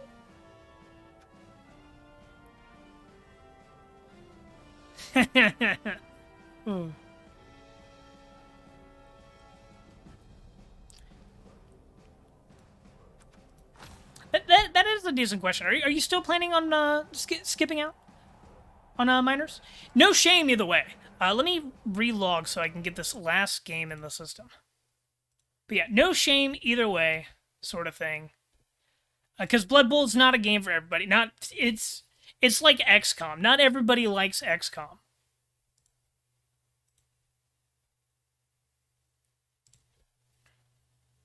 Because I know you really enjoy how the game feels against the AI. And that's like, if that's what you like, good on you. No shame whatsoever. And anybody that unironically throws shade at shade is getting a timeout. Sine wave. Only ironic shade. I like XCOM.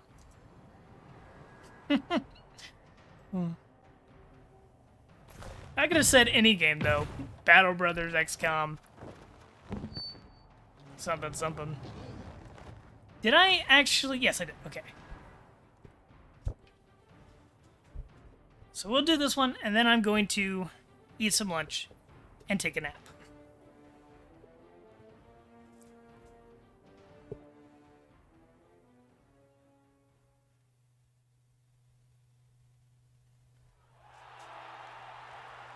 Counterpoint, if you get an AV plus on the thrower, you could take the movement plus and have a better thrower. AV plus isn't really that great. Again, do with that advice what you will. If you want AV plus, go for it. But a move 6 thrower is leagues better than a move 5 thrower. Yeah, so gonna try to give advice to Tonk, but I am totally not a Kislev player. Going against Belliard. Wearing the correct human uniform.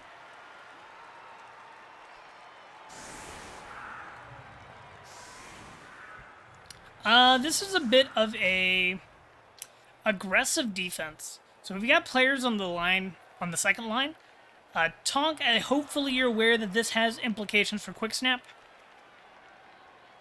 But if you're accepting that risk and you're doing this intentionally, that's fine.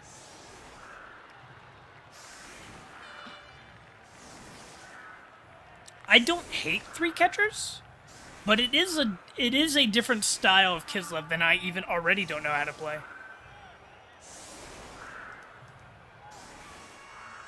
Yeah, double surfs off a quick snap. That's actually a really good point.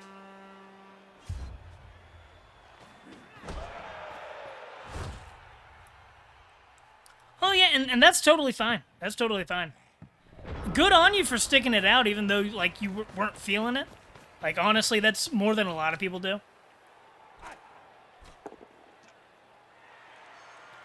But you know, it's something. You kept the commitment you signed up for, and that's great. Because realistically, there was nothing forcing you to.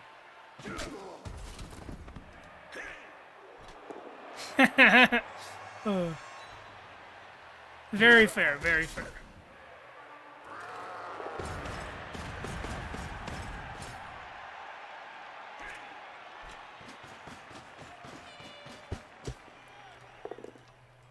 Okay. Getting some forward hits. Exactly. And it's... Nobody claims it's anything more than that.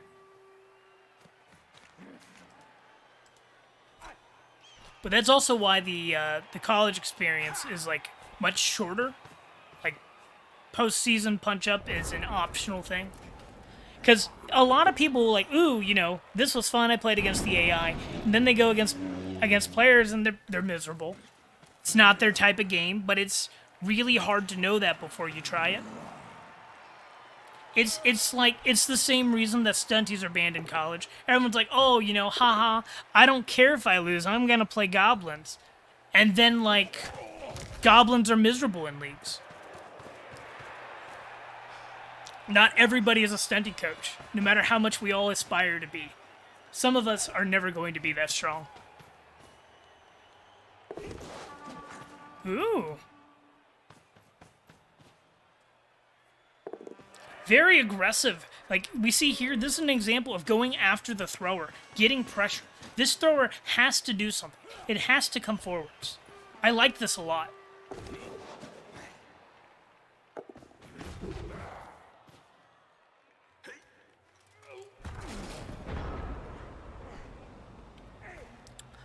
This might be a brand new catcher because the other ones already have dodge. Tonk needed to win by as many as possible. Even if that wasn't the case, I really like the fact that we're going aggressive here. Also, Bopnut, thank you so much for finding the replay for me. I was struggling. I think, like, I accidentally overwrote the right link, because I kept, like, clicking on it. I kept pulling up Shade's game. But yeah, we'll look at this as a... Tonk needs as many score differential as possible. The rumor mill ends up being entirely just sine wave. Which, you know, that's more or less accurate in my Twitch chat. Ugh. Yeah, we have great scoring threat. Sine wave absolutely kills me. It's just, you know what it is, sine wave. Sine wave has a sense of humor that's very close to my brother's. Just like that deadpan, snide, like, oh yeah, well, we're just gonna do this. What did you think we were gonna do?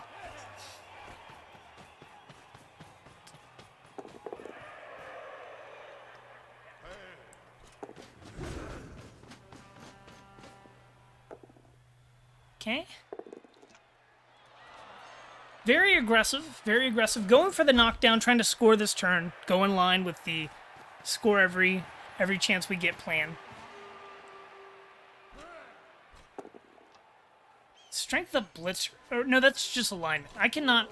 You know, all Kislev are the same.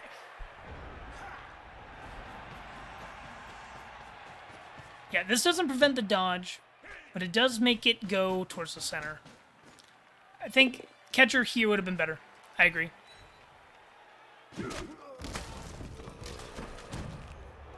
Mighty Blow is a good skill. I agree. But we do have several players back.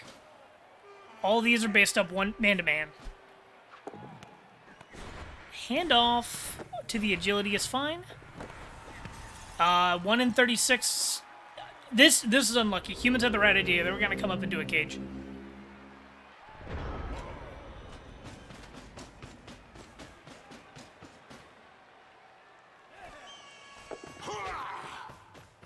Okay, we have the scoring threat. We have the power. Uh-oh. Going for the push. 1 in 9 into 2 die. And I would not follow. Yeah. Catcher's gonna 2+, 2+, 2+, 2+, 2+, and we'll score. All of those things. All of the 2+. Oh, you know, dodge is a better way to do it. I'm not going to lie to you. I forgot that there was this one over here with dodge.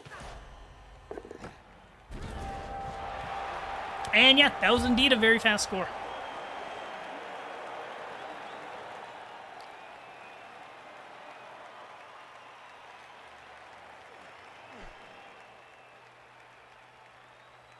Yeah, okay, if this was not needed as big of a score differential as possible, I would not have approved most of that. So this is a very interesting game. Blitz is fantastic. Go aggressive. Get as many players behind as possible first. Yep, before taking dice rolls. Yeah, that's true.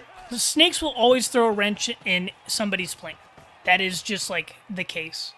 That's why you minimize dice rolls when you can. You take your proper turn ordering, even when it seems you got the game in the bag. But at the same time, if you plan your turn as if you're going to fail every 1 in 36, you'll never progress the ball. So you always had to have that acceptable amount of risk.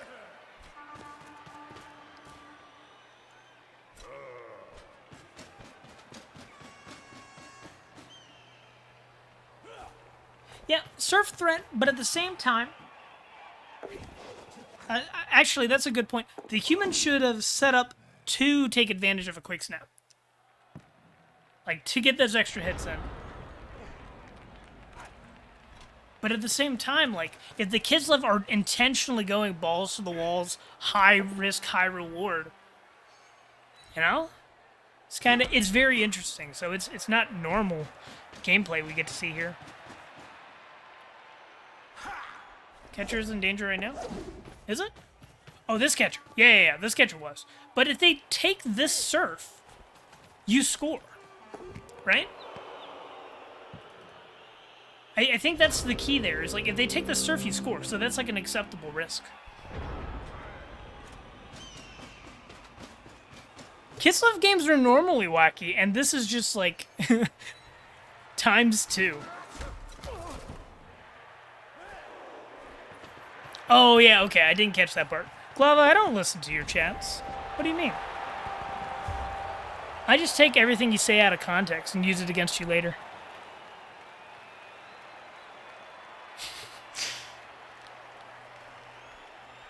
I need a nap.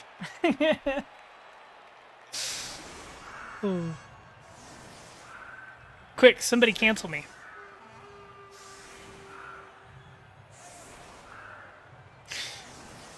You got me there. You got me there.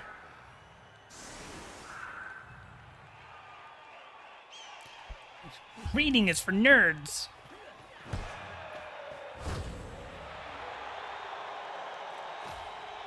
This is turn 4. And there's already been 2 touchdowns. Absolutely insane. Still have not set up to take the quick snap hits.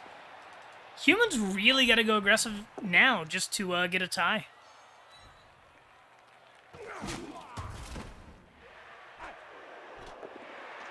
Tonk needs a 5 differential to guarantee it, but can get less depending on other results, from what I remember.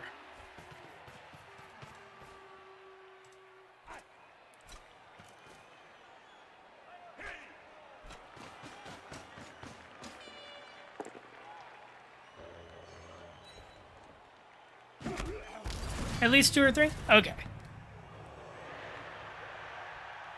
Still a decent amount. Like, normally you're getting 1 touchdown differential in your average game, which, when I say average game, I assume most games going into it are a 2-1 victory for one side or another, and most of Blood Bowl is about breaking that mold if you're not going to be favored by the 2-1.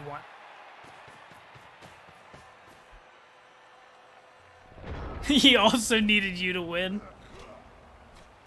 Oh. Bob, not you let him down.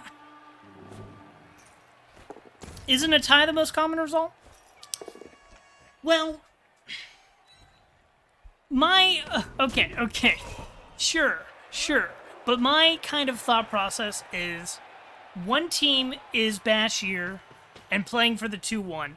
The other team is not as bashy and is going to be penalized by the 2-1.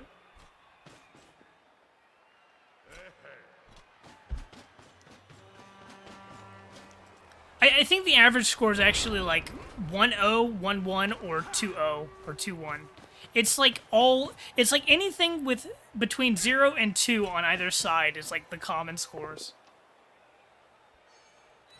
Yep, this is where the serve comes in, or would have come in.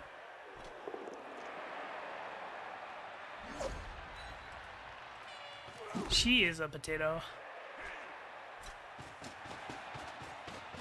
You know, it makes sense that you're always doing potatoes now.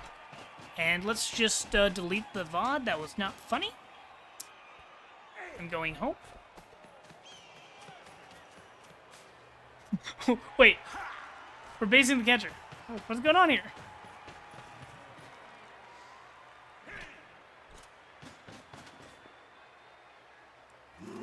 I think the fun part is that Kislev can surf this. On red dice, but they can surf it. Wait. Can we unironically surf this? Wait a minute. Oh, this is fun. So here's what I'm looking at, right? We can surf this ball. So we get this push, hit, knockdown, whatever. So if this is a knockdown, we get it here, on the ground, knockdown, push here, boom, boom, surf. If this is a push, you still follow up, you still do the same thing, but you hit this way. Guard does make it harder. It would be red dice, but it's a surf on the ball. Do you know how fun that is? Oh wait, we can also do it that way. You know, that's less dice. You know, that makes more sense. I don't want to talk about it. That's actually better.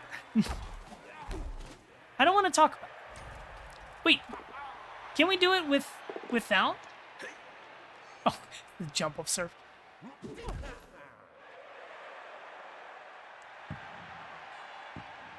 This is a very silly game. I love it. I love everything about that. Oh, I love everything about that. Just, oh. Oh, yeah. So, I really like that idea. Grab the ball and throw it was definitely a play. Because, like, if you grab the ball with the catcher and threw it, they couldn't stop it. That's funny. This is actually super fallible, and that's fantastic. I really hope we... No! The dirty player can't take the foul on the catcher now! No!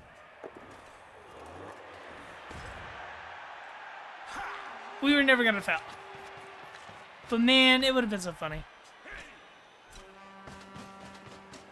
Mighty blow on the catcher. Bunk.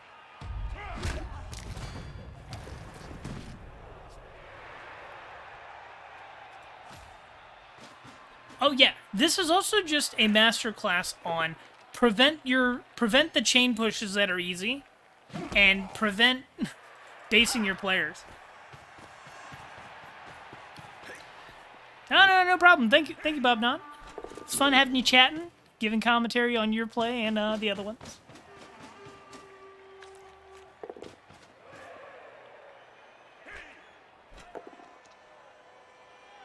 Bunk.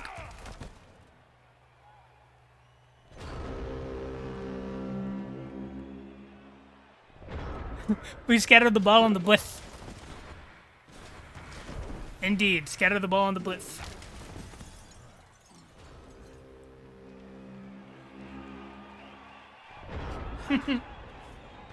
Had to get the scoring threat free first anyways.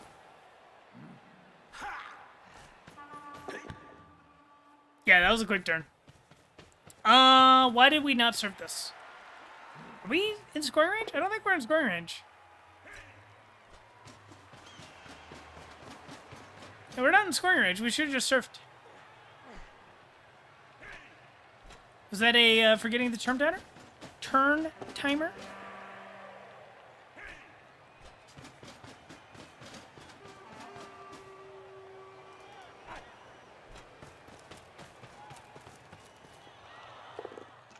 Yeah, that should have just been a surf.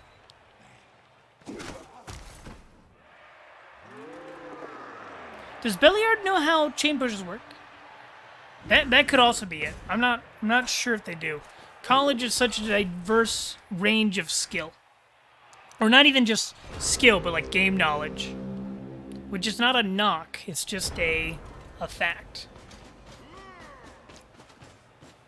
Because I know my college season, I had never played against another player. My first match, neither did my opponent. But then, like, most of the other weeks I played, they had way more experience than me until I started playing some spin games. Then I played a lot of spin games. A lot of spin games. Played, like, what, 50? Something like that? Some against experienced coaches, a lot against newer coaches as well. Yep, I approve of that, Appo. I'm gonna keep your killer for this game and for next game. yeah. Sage, I remember very vividly. My first game of High Elves, I played against you in spins. And you absolutely destroyed me with your Chaos game.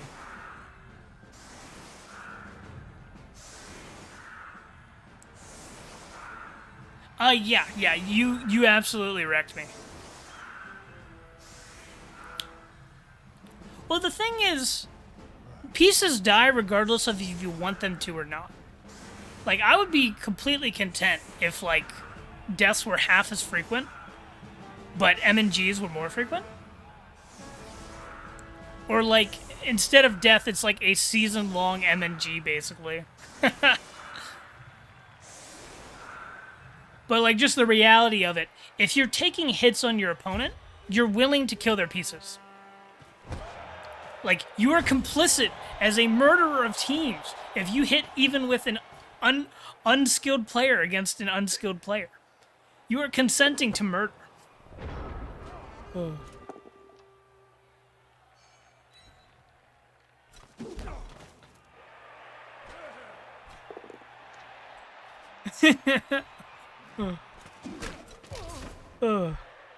Yeah, I'm basically playing the look at me, I'm one of the good ones billionaire tropes, but at the same time I'm like I've consented to killing your players just slightly less than the next guy.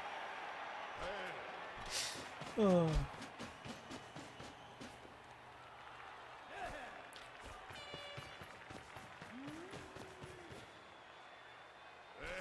Well, I also just think that less common death would be good for every team that's not murder teams.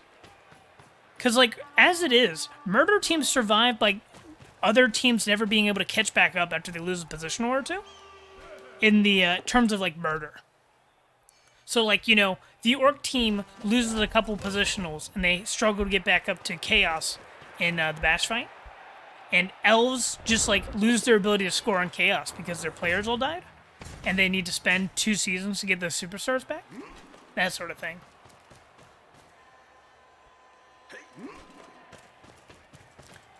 Oh, no, everyone can agree that the skinks are allowed to die. Even lizard players think that the skinks are allowed to die. But all of a sudden, one of them gets blocked or agi up and, oh no, don't kill my skink. Whereas every other time, they're like, oh yeah, those 4 skinks, those loner chat, we don't care about them. Down with lizard players. How are you doing, Herring Zord? Oh.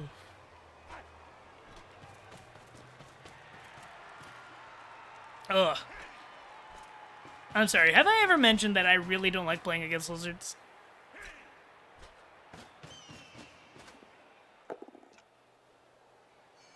Oh yeah, this is for sure going to be a pass. Like, you can't protect the ball back here. And also that would bring Tonk up to 3-0 if you score it.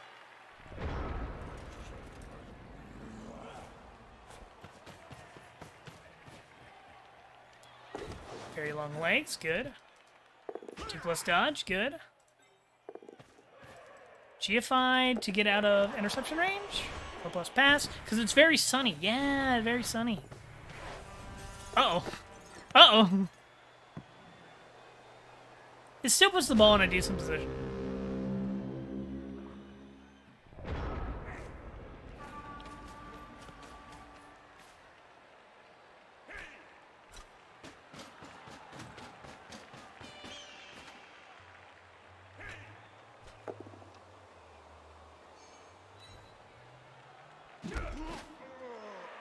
Okay. And the main players able to pick up the ball are the Agility 4 or this lineman. Picks it up. No diving throw.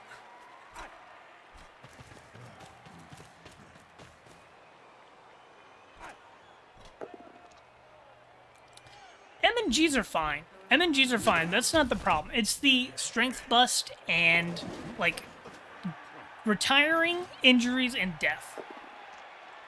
It's like, what? A lot of players, it's 1 in 3 on the casualty dice to get a really bad injury. Because a 5 or a 6 can be career-ending. And especially when Claw Palm comes into the picture.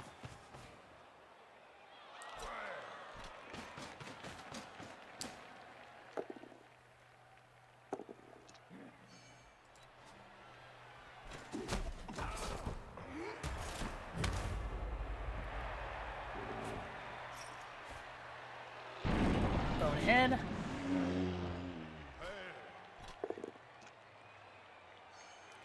And I doubt the ball is recovered by the Kislev this turn. But there is a possibility it gets scattered.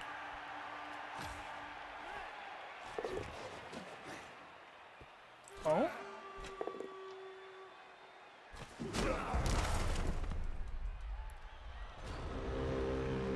That was fun. That was exciting. We hit an ogre.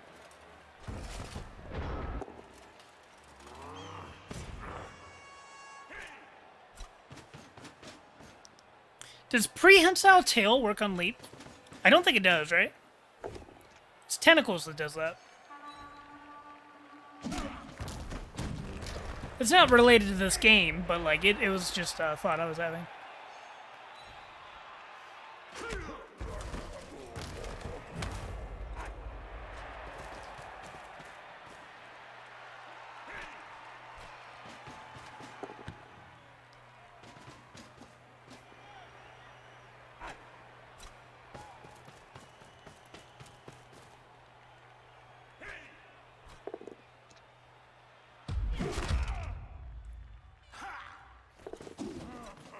Okay, this ball's pretty protected. Still got a base corner here. So we can open up a hit on the ball, I'm pretty sure. Yep, okay.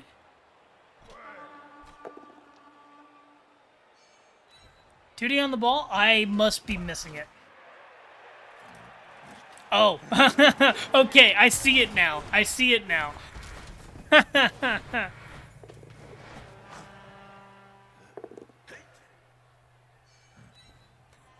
Yeah, that was embarrassingly easy to catch.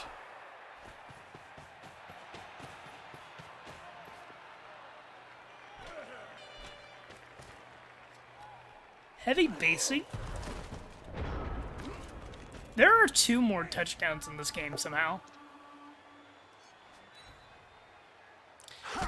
I think I likely would have red died. But without a reroll, I could see not doing it. It's very debatable, especially when it's your AV7 piece that's there to catch the ball. It does prevent this, though. Does prevent this.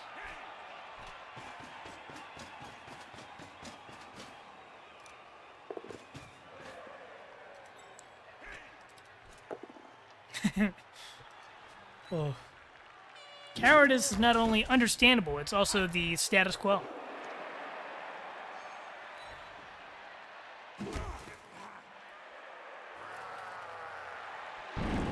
Okay, bonehead.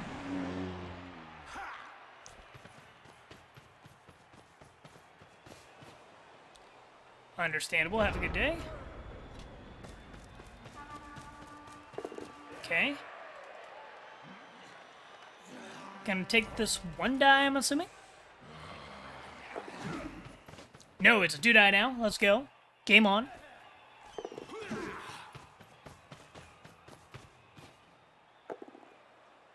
G5 works.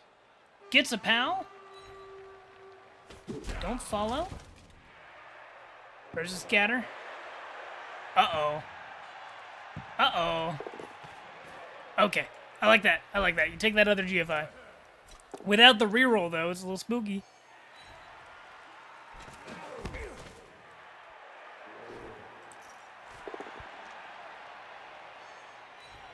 And then don't follow. Yeah, I like that. Bear free. Is this Ogre Blitz?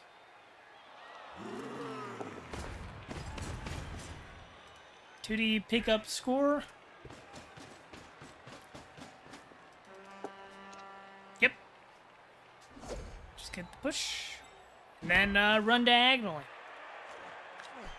Because humans have to score quickly anyways to get the tie. Gotta reroll it. You gotta take the GFI. I think I would have keep going diagonally, though. Just to be out of range of that, potentially. For the pickup. But over here is more in range of your own blitzers. So it's a little bit of a toss.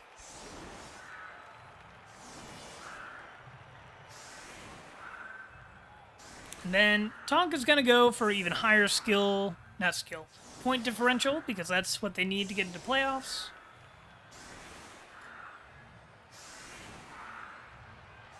Skip setup a little bit.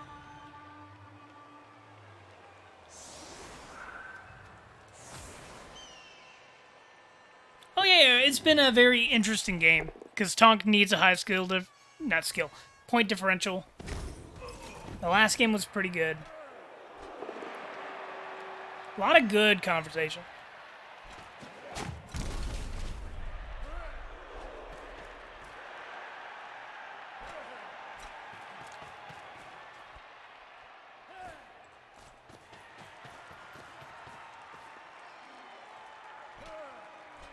Okay.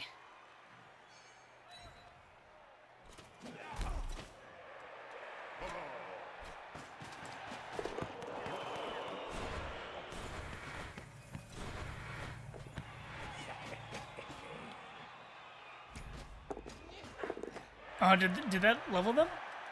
That leveled them. I love it. Keep the ball protected. Get scoring threats next turn. Go for the 3-1. Good times.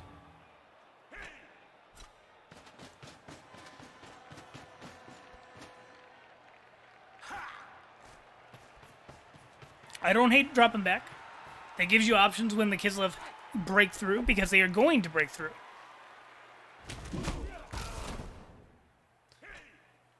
Okay, Mighty Blow. Going in on the catcher, good. I like the target selection of both these players this game.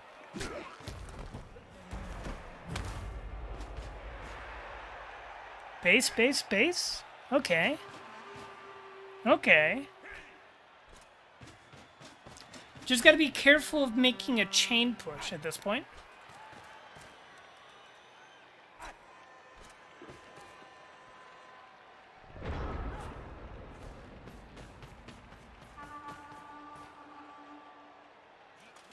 Yep, carrying on the rookie catcher. Oh, we're just... Oh, Bear Blitz. Bear Blitz.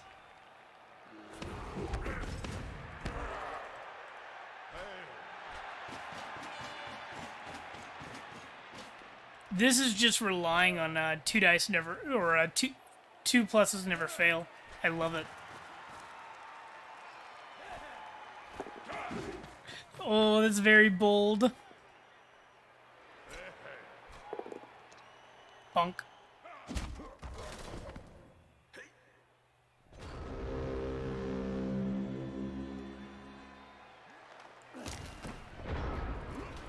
This game had too much brain power for me to like actually give advice to improve it.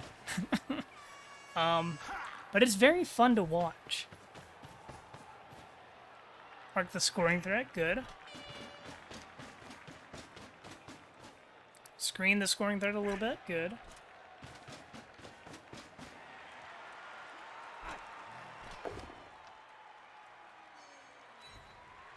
Okay, and scoring threat is achieved.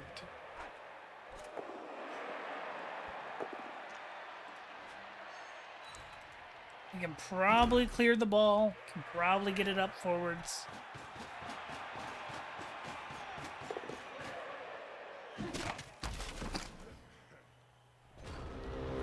Bunk.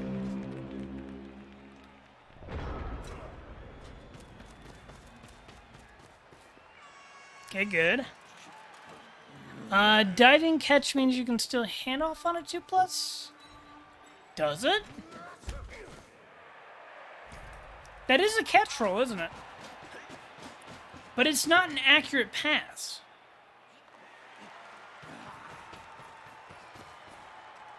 If you pass it instead, you can take it on a 2+ rather than a 3+. But I think you're better just going for the handoff on a 3+. I don't know the math on that though. Is a 2+, better than a 3+?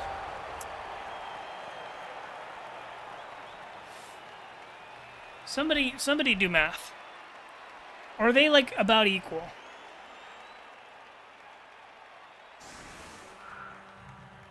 Because 2+, is a 70%. I think it's better to take the 2+, actually. Huh.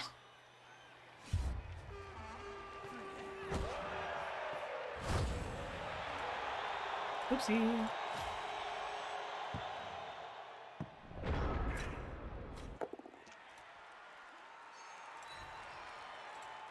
I'm totally not just looking at Samba to figure out about a 2+, versus 3+. What are you talking about? Yeah, 69%. Yeah. No, 2+, is 69.4 without a reroll.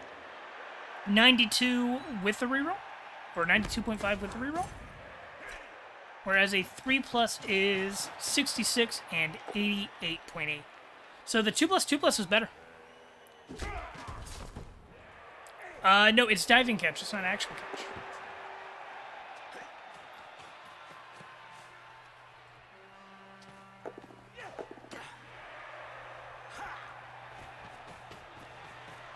Because that's what we're comparing. We're comparing the 2+, with the reroll versus a 3+ with a reroll. Yeah, right. that would have changed the math a little bit.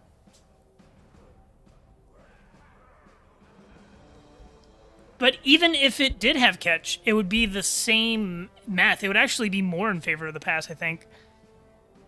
Because then you'd have 2 rerolls for 2 2+.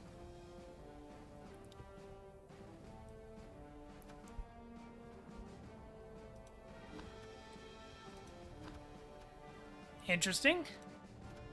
That was a very fun game to look at. Some pretty decent games to look at today. Thank y'all for coming and keeping me energized. I am going to get some lunch and crash, though. Is there anybody streaming some Rebbl? Do we know anybody? Yeah, played well. Needs to give up less serfs. Indeed. Yeah, I'm getting there. I'll be there soon. Just need a couple more days. Okay, I don't see anyone. Gonna just raid misspelled tree. We like tree here.